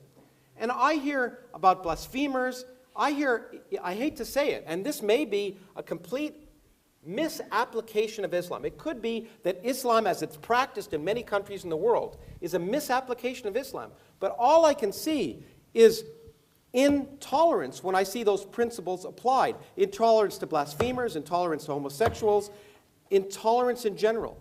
Now, the other thing I want to say is this God, if we ask what's sensible, why would we think that this unproven God that is supposed to be the basis of not just Islam, but all religions, different gods, different characteristics, but the Islamic God, much like the Judeo-Christian God, is a real creep. This is a God worse than Saddam Hussein. Instead of torturing you just for your life, tortures you for infinity. Forgive me the word, but eternity. Let me use that word. Eternity for not believing. For not believing, you're tortured for infinity. The tortures are actually described in the Quran, and you know it as well as I do. And the point is, if you just ask yourself common sense, if you were a divine being, say you had an ant colony that you made in your house, would you be offended if those ants didn't pay homage to you well, let's start with 50 times a day before Muhammad cut it down to 30 and then 5. Would you be offended if those ants didn't pay homage to you 5 times a day? And if they didn't look up to you or didn't recognize your existence, would you destroy them? No, I mean, it just seems so petty. So why should we believe in a hateful, unmerciful, petty, sadomasochistic, homophobic, sexist God? It's just irrational. It's not sensible. There's nothing. And the point is, and I don't want to single out Islam here. And I know I'm offending some people, but the same is true for the God of Moses. Okay? If you really believe that the scriptures were literally true, the morals in that book are reprehensible. It's okay when an angel, and angels appear to do a lot of things, including coming down and making revelations to Muhammad, which Muhammad didn't write down. As far as I know, the first example of the Quran was 20 years after he died, so there was a lot of talk. And some of that talk got turned into perfect writing well after Muhammad was dead. But those angels come down. But in this case, in the case of course, Lot, as you know, the angels came down, and they were men. They came in the form of men, which I don't think is allowed in certain versions of the Quran, at least. But anyway, they did. And then they were going to be raped. So what did Lot do? Of course, he said, don't rape them. Take my daughters, because daughters are dispensable. What kind of moral lesson is that you want to learn? Okay? Now, I'm sorry, that's in the Bible. Actually, that's from my religion, okay, or my ancestors' religion. I have none. Okay, so those are the kind of moral lessons that I find not sensible. And so I'm happy I picked the Old Testament and not the Quran to talk about immoral intolerance. The idea of punishing people for eternity for choosing to find something unlikely is not tolerant. The idea of punishing them in vicious, evil, ugly ways for all eternity is not merciful. It is the opposite of rational common sense. Now, in terms of explanatory things, let me just spend a few minutes teaching a little bit of science. So, if you have an infinite temporal, let's say time exists beyond our universe. Let's just allow for that because it's easier to describe that. And let's say our universe, a universe can, given the laws of nature, spontaneously come into existence. Okay? Then it will come into existence. It will come into existence at some time. And the fact that it came into existence at that time need not have any reason. It need not have any reason why it was that time rather than some other time. But whatever time it happens, it will come into existence. And people can say, there's some significance to that.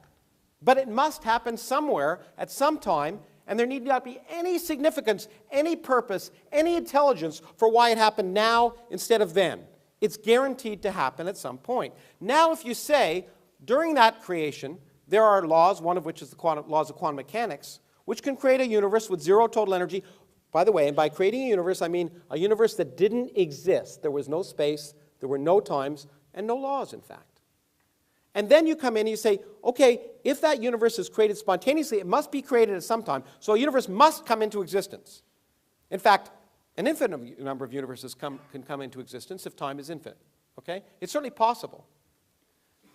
Then a universe will come into existence, and you can say, let me predict the properties of that universe. Well, lo and behold, the properties of that universe happen to be exactly the properties of the universe we live in, including the structure of the fluctuations of the cosmic microwave background that collapse to produce all the galaxies and all the stars and the planets and you and me. That's explanatory. There's no explanation at that level in any way in your book. So the explanation of a universe that could come into existence from nothing without any purpose, without any planning, without any reason, is explanatory. Now, lest I be misconstrued, that is just plausible. Because we do not have a full scientific theory.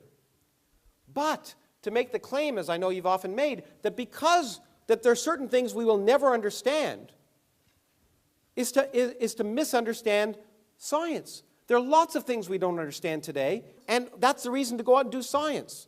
It's just like Darwin said, he said, in the evolution of the species, I'm describing the evolution of the species. I'm not describing the origin of life. We'll never understand the origin of life. We'll no sooner understand the origin of life than we understand the origin of matter. Well, of course, he didn't realize that we'd one day understand the origin of matter. Just as I expect in your lifetime and my lifetime, we'll understand the origin of life. We'll understand how chemistry turns into biology. By doing experiments, testing, and not forcing our predilection that it's impossible. I had a debate recently where somebody said, it's impossible for non-life to turn into life. Well, that's a nice statement. It's a nice belief.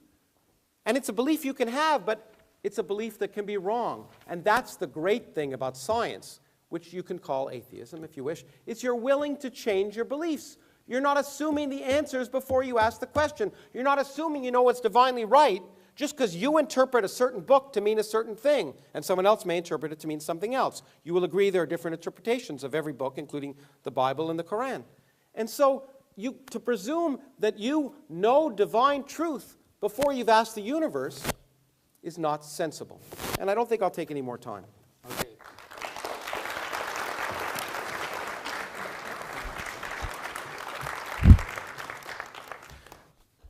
Thank you, Professor Krauss. Now back over to Hamza. 3 minutes it will be, thereabouts. Thank you, Professor. Thank you very much for your presentation. Now, I really want you to try and address some of my arguments. You produced something about with the Quran, but if you were attentive to my argument, the Quran says bring a chapter like it, not 2 verses from different chapters. So again, it was a straw man of the articulation of what the Quranic miracle was. And I could spend more time maybe during the Q&A to explain what that is, but I specifically said bring 1 chapter like it. Your computer model, which I like to see evidence of, by the way. But who just decides what's like it? I mean, do you decide or do I? Okay, is that a different question? To me, Shakespeare is more beautiful than the Quran. That's fine. Okay. But, or James Joyce. Yes. He doesn't use iambic I pentameter. understand, sir. Okay. But what you have to understand, sir, is this, is that I repeated maybe more than once that it's not based on aesthetic reception and your opinions on beauty. Who determined it? Well, it's the reality, empirical reality. No, I'm going to explain. Reality? Let me explain what the argument is again, because from your onset, you've misunderstood it. You thought it was quoted beauty. People who said it couldn't have been created. But those are just literary scholars. What if I say, yeah, it could be created? Yeah, let me just explain that, because your first presupposition was based on a falsehood, wasn't it? Yeah, you thought it was aesthetic reception. It's based upon the structural features of the Arabic language. Now, because I only have 2 minutes, I'll continue that in the Q&A, okay? So, also you're saying about that, look, if the universe began, and we could show that maybe empirically or deductively. My focus is on the deduction here.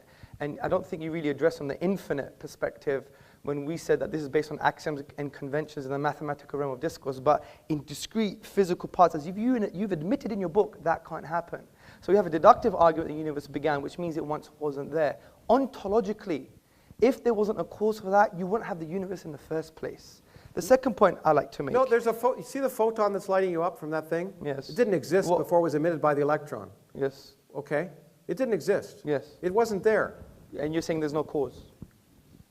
It wasn't, you know, point is, yeah, I'm saying this.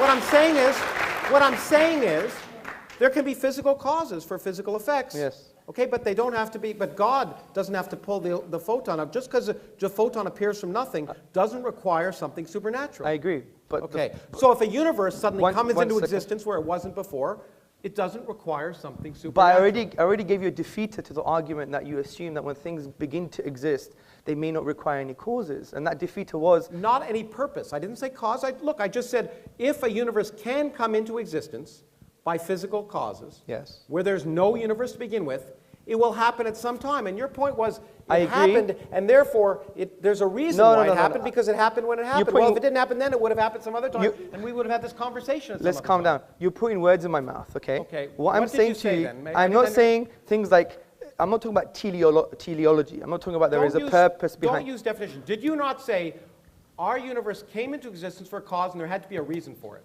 No, I didn't say reason. There had to be a purpose? No, I didn't say that. I said there is a cause. I thought you said there was an intelligence. You gave a whole long argument. Oh, that's after using conceptual analysis that you agree that there is a uncreated creator or a cause that was uncaused. Now, well, hold on, but forget all that. I just talked about our universe. Yes. Are you agreeing with me that our universe doesn't have to have any purpose or reason to create it? No, of course I'm not. I don't agree with you. Well, but that's not my argument. My argument is, deductively, was the universe once absent? Yes. Yes.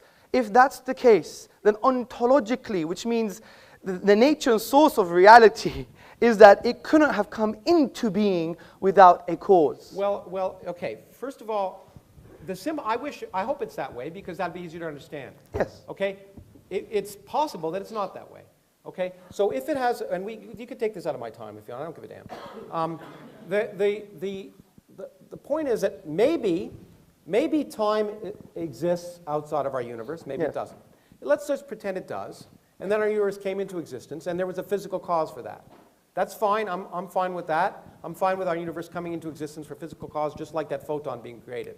But as I pointed out to you, it's equally possible that these notions that we have in our brains, because we're humans living at a classical level, that time exists and is a continuous flow, may break down.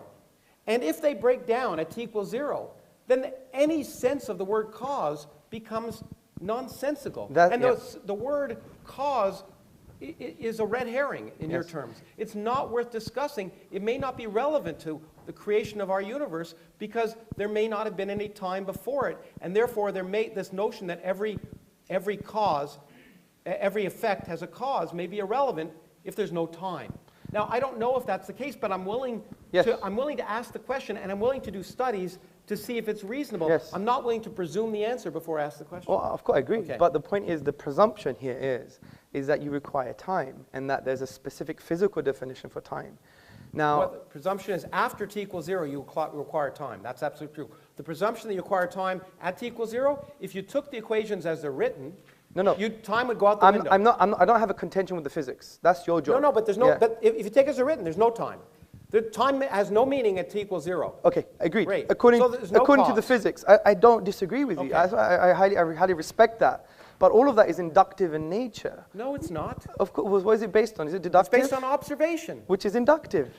No, it's empirical. It's empirical. You know, the problem is, it's empirical. Okay, well, what's empirical? Okay. Look, I don't care. Look, the point do you have an infinite set of observations? Mm-hmm. Have you had an infinite set of observations? Now, if you're going to tell me, I read something you wrote which really misrepresented science. You're absolutely right. If you're going to tell me science can never tell anything with absolute certainty. Yes. Okay. Except things that are wrong. Yes. That's what science can tell. I agree. Science can tell us the Earth isn't 6,000 years old.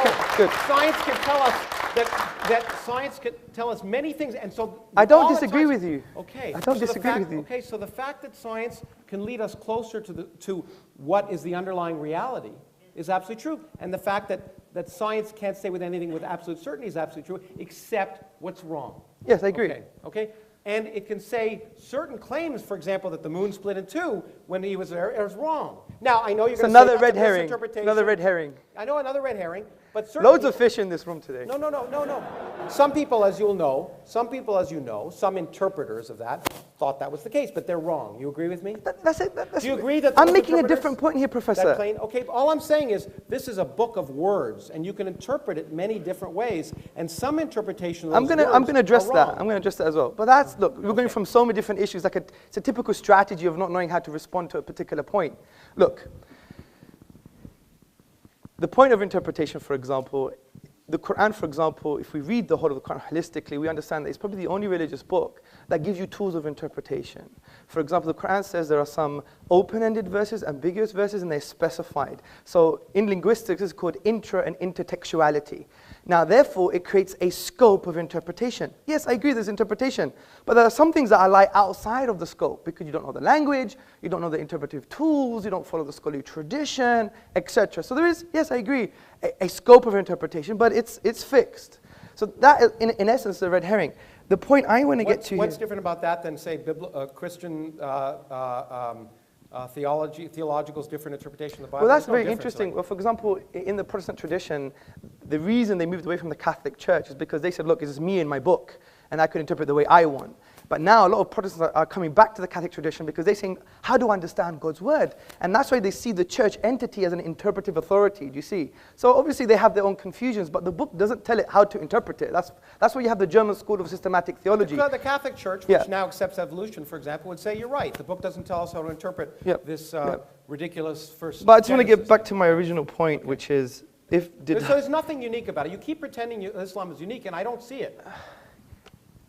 Can we deal with a point at a time? Okay. Yeah, okay, but you throw these things out. We believe Islam is not unique. If I don't challenge them, then we don't believe Islam is unique. We believe it's a universal message. I believe it's the one true God. Don't enslave yourself to your ego and your desires and the beast aspects of man or to the social pressure, loyal because I'm worth it. So but free yourself from these shackles and worship the divine, which gives you true freedom. Because if you want real liberty, interestingly, the word ruh in the Arabic language means soul or self. And it comes from the triliteral stem. Soul or self? Which one?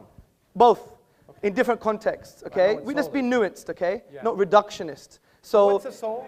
You want to tell me what a soul is? Well, when you die, you'll find out. Let me just get my point.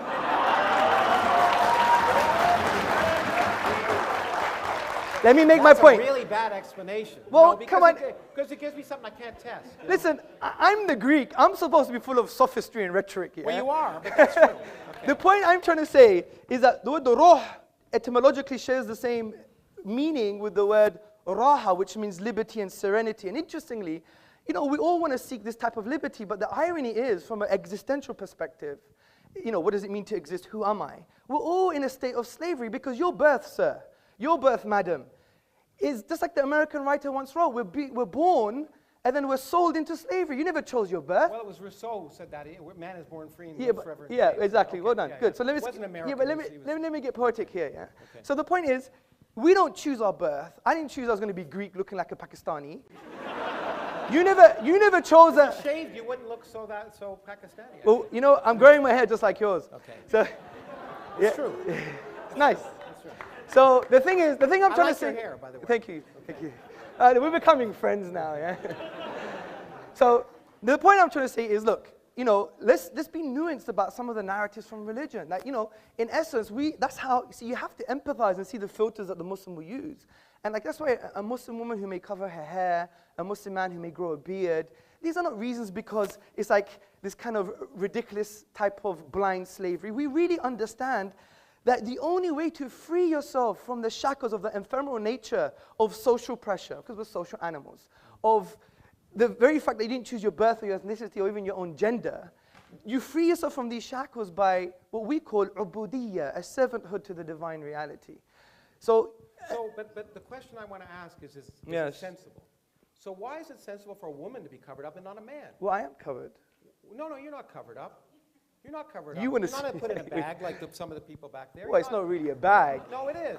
Yeah? As far as I'm concerned, it is. Okay, look, that's a different question. I'm not going to get into the moral judgments from certain traditions, because at the end of the day, and by the way, they're all only Islamic. I mean, if you want me to offend other religions, I'm happy. No, I'm not saying that, Krauss, but someone who is rationalizing incest doesn't have no more high ground to point the finger at Muslim women. I mean, and the other point. No, but let me finish. I explained why. Let me complete the sentence. I'm sure it wouldn't go ad infinitum. Okay. Let me make my point. Well, we could go ad infinitum because it could last an infinite amount of time. Potentially. So, not actually. You agree? Potentially, yeah, but not actually.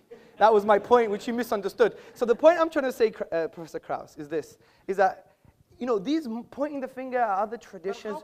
Where is your ontological basis for an objective moral value like this? Well, in fact... Is it objectively wrong that she's wearing a bag? What? Is it objectively morally wrong? And how is it objectively morally wrong? I asked if it's sensible. Okay, is it sensible? Okay. And so my question to you is, it seems to me that given the fact that I happen to view women and men as, we have differences, inherent genetic differences. Of course, yes. But in every other sense, we're equal human beings. And in fact, in many senses, as you know, there are advantages and disadvantages. We don't disagree with that. So I do not see any reason to treat women differently than men. It doesn't make sense to me. That's all I'm saying. Okay, fair enough. Good. Okay. So the point is, when we make moral judgments, I know you use the word sensible, but other times we're making moral judgments. I don't talk, unlike you, I don't talk about morals because I try, in this sense, the question before us was not, is atheism moral or is Islam moral? It's, is it sensible? And when people act... So why have you spent 25 minutes pointing the finger and making moral judgments rather than trying to deal with my argument? I didn't make For example, you thought a moral judgment about your misinterpretation of whether infinity is allowed in physics. I didn't make a moral judgment. I never said that. I made a factual judgment. I never said that. I said it makes sense in physics because you need the mathematics to correspond to physical reality. I don't disagree with that. I am saying... So you need the mathematics to correspond to physical reality. Is that what you just said? Yeah, of course you do. According to physics. Physical reality can allow for infinity. According to what, I learned a lot from your book, actually. It was quite interesting. You said, even in your book, I think it was page 81, you said that essentially, there's the maths, and I need to improve my physics to ensure it's in line with the math. And interestingly... No, I need to improve my math to ensure it's in line with reality. Okay, good. So what is the evidence of experiment? Yes, good. So if my math doesn't agree with the evidence of experiment, then I change my math. And that's why I think, and I don't want to build a straw man, you made a conclusion in your book. You said, this is why you can't have an infinite anything. No. You said that in your your book. book. Show me where I can't have an infinite anything. Yeah, Did I talk about infinite energy density? Let me talk about whether the universe might be infinite? Let me find it for you. And by the way, if I did, I was wrong.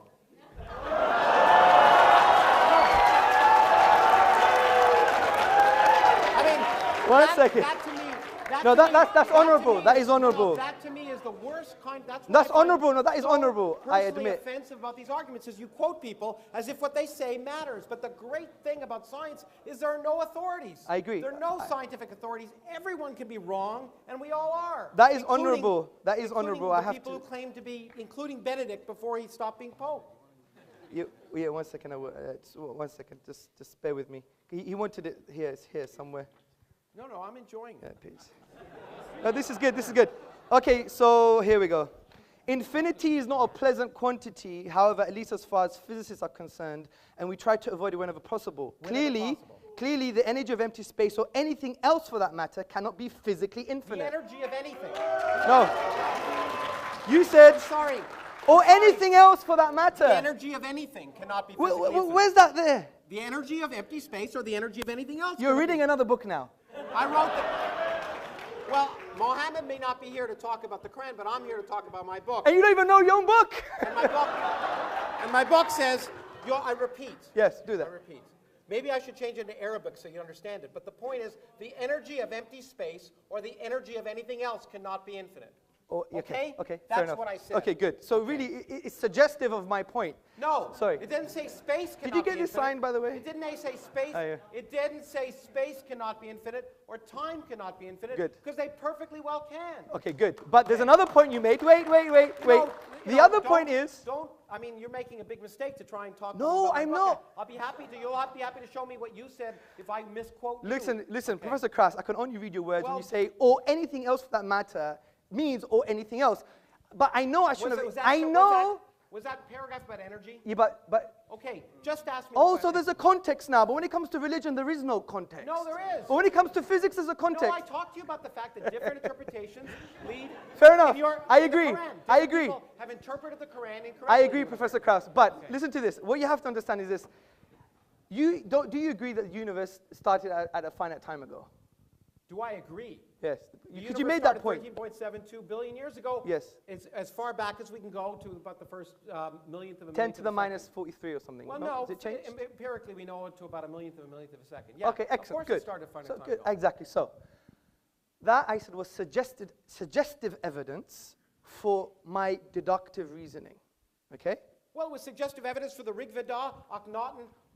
Yeah, I know. and Good, if you good, good. wonderful read the Let's Norse carry on creation now. myth, it's just as beautiful. It was created. I agree. I Okay. agree. But then I said, but since we have the best possible explanation, which is an uncreated creator, or there is a Why is cause that that the was best not possible caused, explanation? because I gave you all the logical explanation. This is the point. You should be No, attentive. I have the best explanation. It came from nothing by physics. Yes, but your Okay. nothing, is it really like nothing? No space, no time. Our universe didn't exist. So there's There no, was no there's- quantum foam. There was nothing where our universe existed. There was no space and no time. Everything we see, this room that we're in, So when- did not exist. when your friend Vilenkin comments on that. 1 second. So when your friend Alexander Vilenkin, who's a renowned cosmologist, Yeah, a good friend, a good friend. I mean, I read some of his works. It goes way beyond me. I have to admit and in that. fact, you know what? Yeah. You know what? In fact, Alex Vilenkin, as you read in my book, as I did, in fact, he scooped me because he wrote Yes, the he paper did. I read before that. Yeah, did, that was very interesting. Talked Yeah. about a creation of space from no space. Yes, I agree. Okay. Recently, he has mentioned that there is a spatio-temporal boundary, right? No. What has he said? Well, he is, I mean, you know, we can talk about the details of the instanton that he described in Yes, the mathematical yes, evolution, but in fact, there is no space at the central point of that Okay, instanton. agreed. So, but, see, my main point is that this evidence is suggestive of an evidence that is what I would call far more stronger. It has great epistemic value, and I'm going to end on this. Because it has great epistemic value, because as you admitted, the inductive method doesn't lead to certain conclusions, whereas the deductive method leads to certainty. Now, you can't get it Which all is the often time. wrong. But no, if the premises... I can be certain about something be wrong. Can you? I agree. But Okay. Krauss, if the premises are sound and the logic is valid, it's still certain. You still if have the to prove universe to me... doesn't respect your logic? Yeah, but Krauss, Professor Krauss, you still have to prove to me that the deductive logic I used is unsound or not valid, and you haven't done that. Well, Okay. if you don't think I have, I do. Okay, I'm really sorry to interrupt you, Professor Krauss, Hamza. You're going at it hammer and tongs, but there's a whole bunch of guys out there who want to sort of have a say, okay? Okay, guys, settle down. We're going to get the first question right now. Okay, my first question is to Professor Krauss, and this is just to sort out the whole thing we were talking about. I just opened up your page and it says, nothing is something. There you go. That's the title of a chapter. That's the title of a chapter, nothing is something, right? And you know what I meant? No, I'm going to ask my second question now. Okay. Your whole book is based on mathematics, and mathematics, as you know, is based on deduction. No, it's based on evidence. Okay, and you use mathematics throughout your book, and you say deductive... Show me the equations in my book. Show me the equations. Okay. Are there equations? Yes, they are. Well, they're one or two. The book's 200 pages long. Okay, let me just ask my question. My first question was, you said nothing is something as soon as you open the book. Yeah. Secondly, you said deductive method, deduction doesn't work, and maths is based upon deduction. I said it may not work. No, you said it in the opening. Deduction doesn't work, and your book is full of mathematics and deduction. Mathematics is based upon deduction. So how do you... it's actually a good introduction to logical fallacies. Oh. Professor, you want to say something? Yeah, okay. I mean, these rhetorical things are so ridiculous, but okay. I like catchy phrases. And when I said nothing is something, it's a chapter title. My point, which many philosophers don't understand, and I guess, anyway, is that nothing is a physical quantity. It's not a philosophical quantity. It's not an imaginary quantity. Nothing, in physics, is the absence of something. So therefore, to understand what nothing is, you first have to ask the question, what is something? And to do that requires a lot of work. It's required all of the work of the 20th century of a lot of bright people, experimentalists and physicists. So what I tried to do is explain what we mean by something so that people could actually learn what you mean by the absence of something. I tried to be very clear and accurate. So it was just, in fact, since I wasn't trying to convince people of anything, I was just trying to explain it.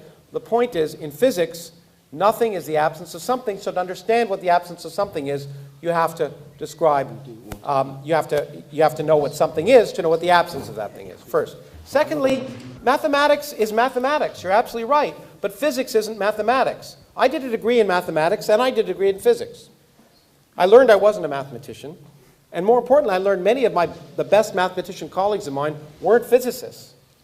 Because the universe, the way physics works, is that we make mathematical models of reality, but we don't decide that they're right. We say, in fact, I do it all the time, and most of them are wrong.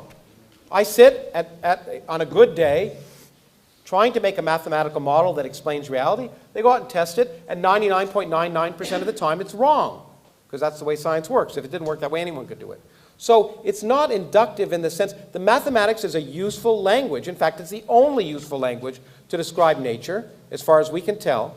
But it doesn't, we don't decide. Mathematics can describe an infinite number of universes. You can write mathematical descriptions of an infinite number of universes. Most of them are in our universe. The way we determine if they're our universe is we go out and do experiment. Science is experimental. Without experiment, pure thought leads nowhere. If you locked a particle physicist in a room and asked her to come up with a theory of reality without any experimental observation, she'd come up with the wrong answer. Okay, you didn't actually answer the question there. Yeah? Just to reiterate, because you didn't actually answer it, yeah? You said deduction doesn't work. No, I didn't. No. Yes, you said it in the opening. I said it doesn't have to work. Let me just repeat the question because you didn't understand the first time, right? You said deduction doesn't work, and your book has mathematics. And what I want to ask you is... fine, I agree with you. Next question. Okay, what is deduction? That's my question. What is deduction? Do you even know what deduction is? Because I studied mathematics at university. I don't even think you know what it means. What is deduction? You know what? Yeah. What is deduction? Let me just say, let me just say this, okay? You can make definitions of things. I can try and figure out how the universe works. I'll make progress, and you'll sit here. Okay, thanks very much. Next question, please.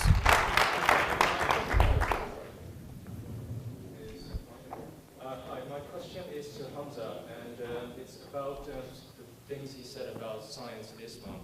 He's done a research paper on embryology within the Quran, and the idea that I'm getting is that, it's sort of better to actually understand Arabic more to get more scientific ideas out of the Quran.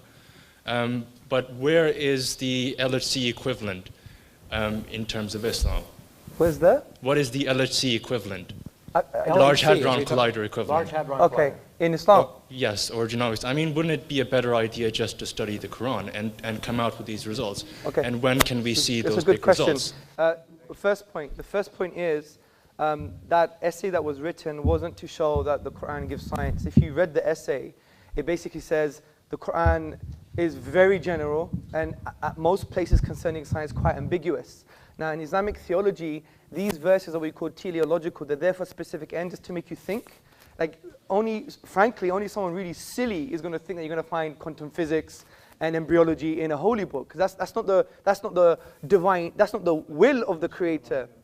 And St. Augustine said for the Bible too. The Bible isn't scientific. Yeah, but it's not a scientific book. Yeah, like Al-Shatibi, he was a theologian, and he said, look, this book, the Quran, is there to make you think about the most important questions about life, man, life, and the universe. Who am I? Whose am I? Why am I? For whom am I? These existential questions.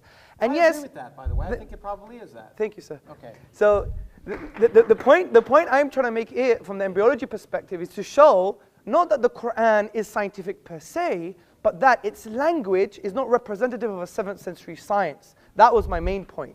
So it's got nothing to do with the fact... Wouldn't there be more? Sorry? Wouldn't there be more science in there? No, but why should there be? My main... No, well, in some cases there is, but not in terms of here are the details. It's more like, the unique thing about the Quranic discourse, for example, when it talks about natural phenomena, it will present a word, for example, and that word will have a scope of meaning. And you could check this meaning out for yourself. And interestingly, it's aligned with past errors and future accuracies as well, which is very interesting. So, yeah, but I would argue that in some cases, that you do see future accuracies. However, I don't believe, let me make my point. My argument for the Quran is not a scientific one, because I believe science, as Professor Krauss admitted and really didn't answer somehow, was that the inductive method doesn't give you certainties. So we believe the Quran we can prove deductively, and it tells us to do the science to see how things work. We may be wrong, we may be right. So it would be only erroneous to say that something that is deductive can be proven via something that's speculative or inconclusive. And this is why I empathize with you. The current trend in our modern, what we call da'wah, propagation of Islam, is heavily reliant on science. But we have to understand what science is. That's why I wrote the essay on have we misunderstood evolution. I don't deny the science of evolution. I just go to modern academics on the philosophy of science. And there are issues, like the problem of hard or weak empiricism, the problem of induction, falsification, and so forth. So from that perspective, I think you've misunderstood the point of the paper. But I hope I elaborated. To suggest that evolution was not as well and tested a scientific idea as gravity or quantum mechanics. We make new drugs based on it. In fact, the evidence of evolution makes evolution a fact. Okay. I even addressed that. Yeah, and I tried to read it, and it seemed to me that you were suggesting it wasn't. But anyway, I may have misunderstood it. So I'm willing to agree that I may have misunderstood it. But that's the lesson I was getting out of it. Okay, good. Maybe we could have a coffee after. Okay, we're going to go to the Jazakallah khair. We go to the next question, please. Thank you for the very emotive debate. My question is to Professor Lawrence Krauss. Why did I guess that? Okay. No, go on. Anyway. Firstly, let's not conflate science with atheism. What? Firstly, let's not conflate science with atheism, as we would all agree that science doesn't logically entail atheism. It is methodologically neutral. Therefore, my question is this. Science being an empirical method based on observation and experimentation can never answer metaphysical questions such as the existence of God. So, then it would arise, how do you, as an atheist, maintain your position? Because you've said, for example, empirically speaking, we can't say God exists or does not exist. Rationally, deductive, you've already ruled out. Therefore, how can you rationally justify your belief? How can you say it's common sense and nonsensical, please? Thank you very much. It's a good question. Okay, I should clarify that. I think it's a very good question. And so, yeah, let me call that question. Yeah. Okay, let me try and clarify this. I want to more, again, emphasize that atheism is not a belief. Okay, it's not a belief. As a scientist, I don't believe anything. As a scientist, I don't believe anything. If you use the word belief, scientists shouldn't use the word belief. There are things that are more likely and less likely. In fact, in the spirit of Hamza, science can say nothing with absolute certainty. It can say something is very, very likely or something is very, very unlikely based on the evidence of experience and testing. I can't see you, but I know you're there. Okay, and so I find it easier to talk to a person. Okay, and no, stay there. I can see you now. So the question is, what is more likely? That's all atheists are saying. And the atheists are saying, look, the first thing they're saying, I mean, people who claim they're atheists, and by the way, you know, most scientists don't think enough about God to even know if they're atheists, because God's irrelevant. God never comes up. In any scientific conference, in any discussion, anywhere, it doesn't. Because, in fact, we're just trying to figure out how the universe works. You're absolutely right also to the fact that I want to stress one more time, that science, and I may slightly differ with my friend Richard Dawkins about this, I don't think a lot, science does not require atheism. And the proof of that is empirical. Since I believe empirical proof, I have several colleagues of mine who are very good scientists who aren't atheists. Therefore, since they're very good scientists and they're also not atheists, science doesn't require atheism. Now, people can hold contradictory ideas at the same time. That's one of the reasons. But science can never disprove purpose in the universe. All we can ask is, given the evidence of our observation, do I think it is more likely that there's a personal God that cares about this random planet around a random galaxy in the middle of 400 billion galaxies, in a universe in which everything we see is just 1% of the whole universe? You get rid of us and all the galaxies and everything, the universe would be largely the same. We're a bit of cosmic pollution. It seems ridiculous to imagine, for me, based on everything I see and my common sense, to imagine the universe was created for me. That's all. Okay, thank you, Professor. Let's go to the next question. Hello, Mr. Krauss, and assalamu alaikum, Mr. Tzortzis, for a very good talk. I just have a question for Hamza. So you started off talking about infinity and I mean, a lot of these arguments were sort of William Lane Craig type arguments, who, by the way, Fox News loves. Now, my question is, we've got a guy here who's written 300 books in astronomy, cosmology, whatever. And I mean, there is a lot of talk about Islam, about the Quran having scientific evidence behind it, cosmologically as well. Why didn't we ask him these questions? Why didn't we say, well, I don't know, you said that, you don't know, so why not ask him, he's there? I mean, why not? This is a forum for conversation. Why didn't we have, well, I didn't hear one time, except for when you mentioned quantum vacuum, where he explained to you what quantum vacuum is. Yes. Like, other than that, I didn't hear anything, so I'm really interested as to why that conversation didn't happen in here. Because my argument wasn't a scientific one. But I could do that in Starbucks or for the leftists amongst you in another coffee shop. Just like William Lane Craig often tries to No. use the evidence of the Big Bang. No, let's be attentive to my argument. It wasn't a key premise. Yeah, it was. absolutely. I even repeated. Well, I guarantee you, I agree with you. It was not scientific at all. Exactly. Well done. So, my point was, it was just suggestive. If you remove that argument, you still have my deductive argument that hasn't been addressed. No, I know. What I'm saying is, then why did you use the linguistic argument? Why not this, like the? Because there's so many arguments. I don't hold the view. I don't hold the view that the scientific argument per se is strong enough to become a deductive Right. So it has argument. to be linguistic. So let's make. No, there's many others. There's historical. There's numerical. I could give them to you now. Historical is also based on evidence. Let me make this clear, because it could be a real difference, and it should just represent our fundamental differences. Yeah, of course. You don't believe that your beliefs should conform to the evidence of reality. No, of course not. Okay. I don't. Good. Okay, no, but that's fine. But That's Krauss, you just even agreed that science itself, which we love and we think is a mercy from the divine reality to use, that has correlated verses indicating we must use reality and be empirical. You've assumed that empiricism itself would lead to an understanding of reality, absolutely. But you agreed that's not the case. I never said any absolutes. I've always said plausible, likely, unlikely. That's the way science works. And the whole question here is, what's more sensible? And the point is, once again, I said empirically, 1,000 religions, you're all atheists for 999 of them. I'm just an atheist for one more. Yeah, but this is precisely my point. Yeah. Why would I therefore use an empirical inductive method to form beliefs that I believe are certain? That would be obnoxious of me. So what I do is, if I believe something is so certain as the existence of the divine and the miraculous nature of the Quran, I'm not going to use an inductive method which is speculative and probabilistic, which you would even agree ranges from 0 to 99%.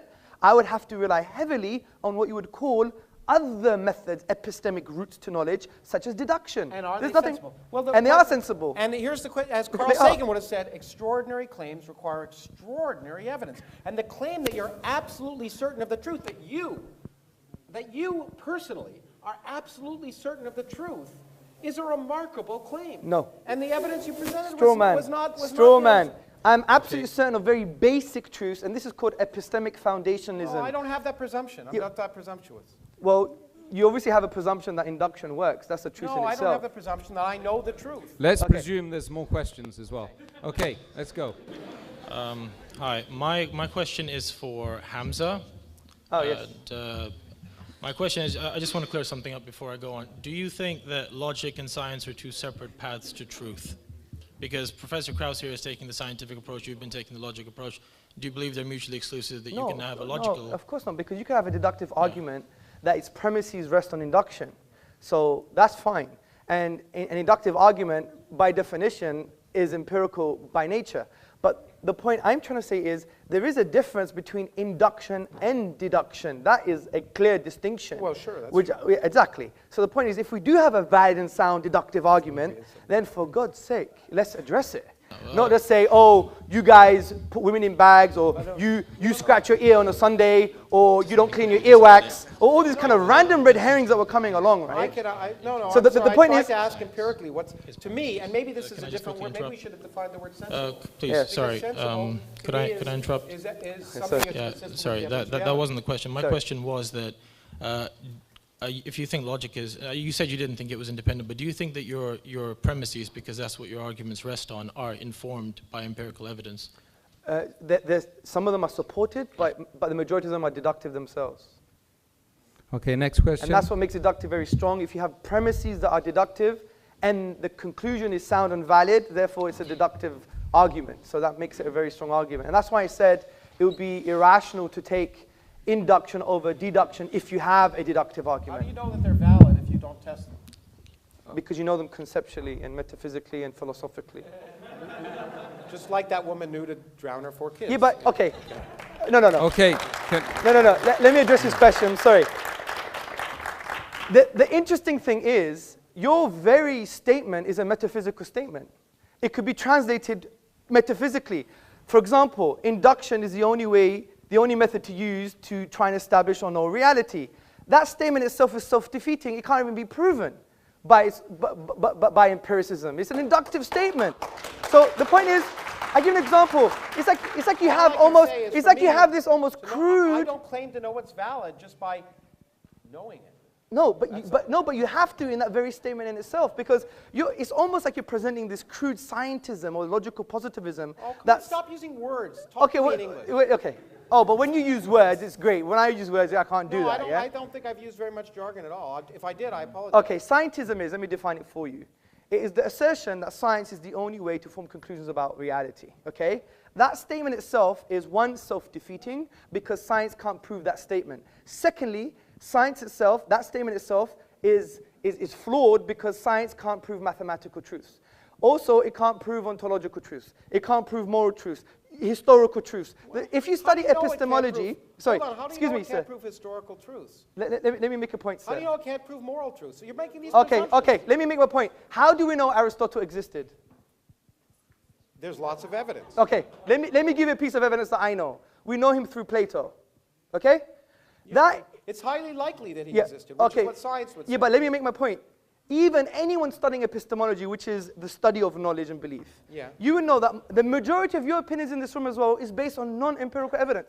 It's based on. Let me finish. I understand that could be wrong. Yeah, but Aristotle may not have existed. Yeah, but you're missing a point. I'm trying to show you there's other routes to knowledge, sir, which is such as testimony, for example, authentic and valid testimony. Oh my goodness! You really believe in testimony as proof of do you really believe that? But Professor Krauss, do you really believe that because I say... Let's not dig a hole for ourselves. Someone did something, it happened? Go to the Berkeley website on the scientific method. It says one of the majority aspects... I don't go to websites, I just do science. Yeah, okay, well, that's very great. Well, do this science then. Listen to this science. The Berkeley website says the key part of the scientific method is also the workings of other scientists. That you test and you don't trust, and you repeat their experiments because you don't trust. Yes, I agree. Wait, but there's a lot of science. You don't trust other people's results. Excuse me, sir. There's a lot of science that requires testimony. Yeah. What? Lots of science. What? Okay, I'll give you an example. Have you done every single experiment concerning evolution? No. So you believe it's true? Thank you very much. I don't know. What else do you want to say? Do you want me to answer? You want me to answer? You want me to answer your question? Of course I do. Of course I do. You gave an answer before I even answered it. Come on. Okay. You're accusing me of things I did to you. Yeah, no, I'm learning from the best. I told you, I don't believe in anything. I think, based on the evidence of my experience, and everything I see in the world around me, that evolution is highly likely. Okay. And that's what I would call a fact. So when you had an interview... Unbelievably highly likely. Okay. As highly likely as even though I haven't ever been in space, although I wouldn't mind. Look, I believe in gender equality, and there's the only woman who wants to answer a question in the room right now. She's standing there. Let's do it. Okay. I applaud that. I applaud you for that. I just wanted to make a comment about the incident that happened before this event began. I acknowledge that the brother who couldn't find a seat where he was coming from, and I believe that he has a right to sit where he wanted to, but there has been some misunderstanding. Firstly, Islam makes it very clear that equality is incredibly important, and that no black man, for example, is superior to a white man, and vice versa. But the issue here was not one of superiority, as no one imposed segregation upon him. He was allowed to sit with the ladies at the back, and he was also allowed to sit at the front with females. But if some of the ladies chosen to sit at a distance from the men, why must he impose himself upon us? If I sat in a restaurant with my friends away from men, would it be appropriate for him to join me at my table too?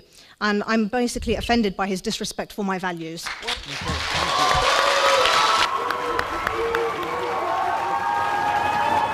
Okay. Let me respond, although I'm not the organizers. Let me respond. Look, the point is, as I said, I don't think people should be uncomfortable, okay? And they should move if they're uncomfortable. However, you chose to come to an event that wasn't segregated. If you felt uncomfortable by that, I think you have the right not to be here and watch it on video. But you chose to do that, and therefore, and I realize that you may be uncomfortable with sitting with men, and I respect that. You shouldn't be forced to do that. But if you choose to go to a hockey game or a what do they call it here, football game, which is really soccer, then you subject yourself to the social conventions of the time. So I respect your desires, and I don't want you to be forced to do that. And in fact, you should have moved away if it was offensive. But the point is that this was a non-segregated event, and you knew that coming in, and you therefore were subject to the possibility that you might be near someone, and that was your choice. Thank you very much.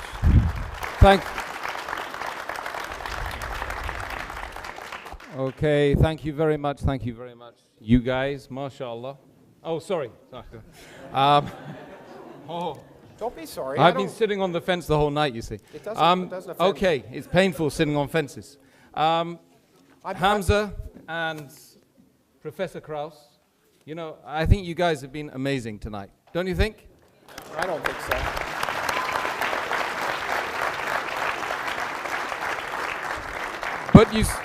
But you still got to convince the audience up there, so you've got 2 minutes each.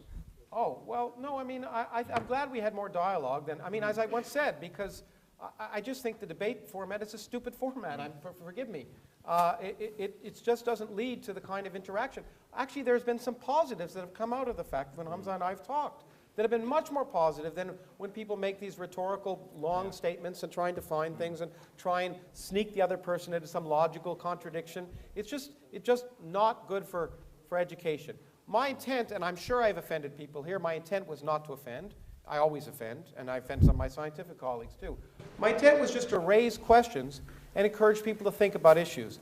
And for that, I hope that some of the statements I've made will cause people to think. And indeed, my whole point is that given access to information, and I believe you should get access to information about the world really works, which is why I write scientific books and I speak, because I think these are some of those beautiful ideas people have ever come up with, that we shouldn't be afraid of them, we shouldn't fear them, we shouldn't view them as if they offend our beliefs, that's a good thing, because it means our beliefs are wrong. And that, as I say to students all the time, is the greatest gift we can have. Changing our minds and learning is what's produced the progress that allows this room to happen, that allows these video cameras to be recording things. So I just hope that as I hope I am willing to change my beliefs or change my mind in the presence of evidence and get information, that I hope that some of the things I've said have spurred your thinking, and I certainly don't want to convert you into anything. And so thank you for listening. Hamza? Oh dear. You know what, something inside me thought, I knew it would be like this, because when I watch Professor Krauss, although I disagree with him, I love his style. And my dad would love your style as well. It's like, I don't care, I'm going to be me, get over it. Well, so I do respect that, Good. And the other thing I do respect... You're that way too, don't you think? Yes, we're the same. Okay, well, then we're the same. That's why there was like almost an explosion here on atomic levels. Yeah? I mean, interestingly, we have a lot in common. We both like Star Trek. So, I know it's not real. Sorry, you gave me the line. Yeah, I give him that one. Okay, good. Right. So, first and foremost, I think there wasn't much discussion on the definition of a miracle that I presented. I think maybe we should have more useful discussion on maybe the coherent definition that we presented. Concerning the literary form is unique. Again, I think there was a misunderstanding between aesthetic reception and unique literary form, and the computer analysis that was brought as an example wasn't based on a whole chapter, which is based on the inimitability of the Quranic discourse. Also, I think we brought forth a deductive argument to show that the finitude of the universe, and therefore it couldn't have come via nothing. Once it was in a state of non-existence, then it was brought into being. It couldn't self-create. It couldn't be created by something else that was created because of the absurdity of the infinite regress. Therefore, it makes sense that it was created by something uncreated or caused by something that's uncaused. And it's in line with our definition of causality, which is something that produces effect, which allows asymmetric causality. Also, when we talked about the infinite, we talked about the quantitative infinite, not the qualitative infinite. And I think the examples the professor gave were based on axioms and conventions in the mathematical realm of discourse rather than in reality. So that's all I have to say. I don't think the key premises of my argument were addressed. And I think it shows the veracity of Islam from that perspective, because if it was so wrong and so rubbish and so nonsensical, we would have had a strong counter-argument from that perspective. But this is going to be unaddressed until the Day of Judgment, I believe. But I think what we all have to learn is that, you know what? We can sit on a table. We can speak together. We may be angry and rhetorical. And by the way, I so apologize if I offended anyone, especially Professor Krauss. I did say things that I shouldn't have said for a highly respected, for a highly respected academic like himself. So we have to humble ourselves for his achievements. And some of the words I used were not appropriate, even though they may have sounded nice rhetorically, but that's a different issue. The point is, you know, at the end of the day, let's be human. Let's connect with one another without presuppositions. And that's very hard to do. But the only way to do that is just really divorcing our drama and our presuppositions when we try to engage with someone. And that's what we teach in our courses all the time. Engage with a human being, not just with his beliefs or your perception of who he is. We didn't quite get there today, but you know what? It's the beginning. God bless you all.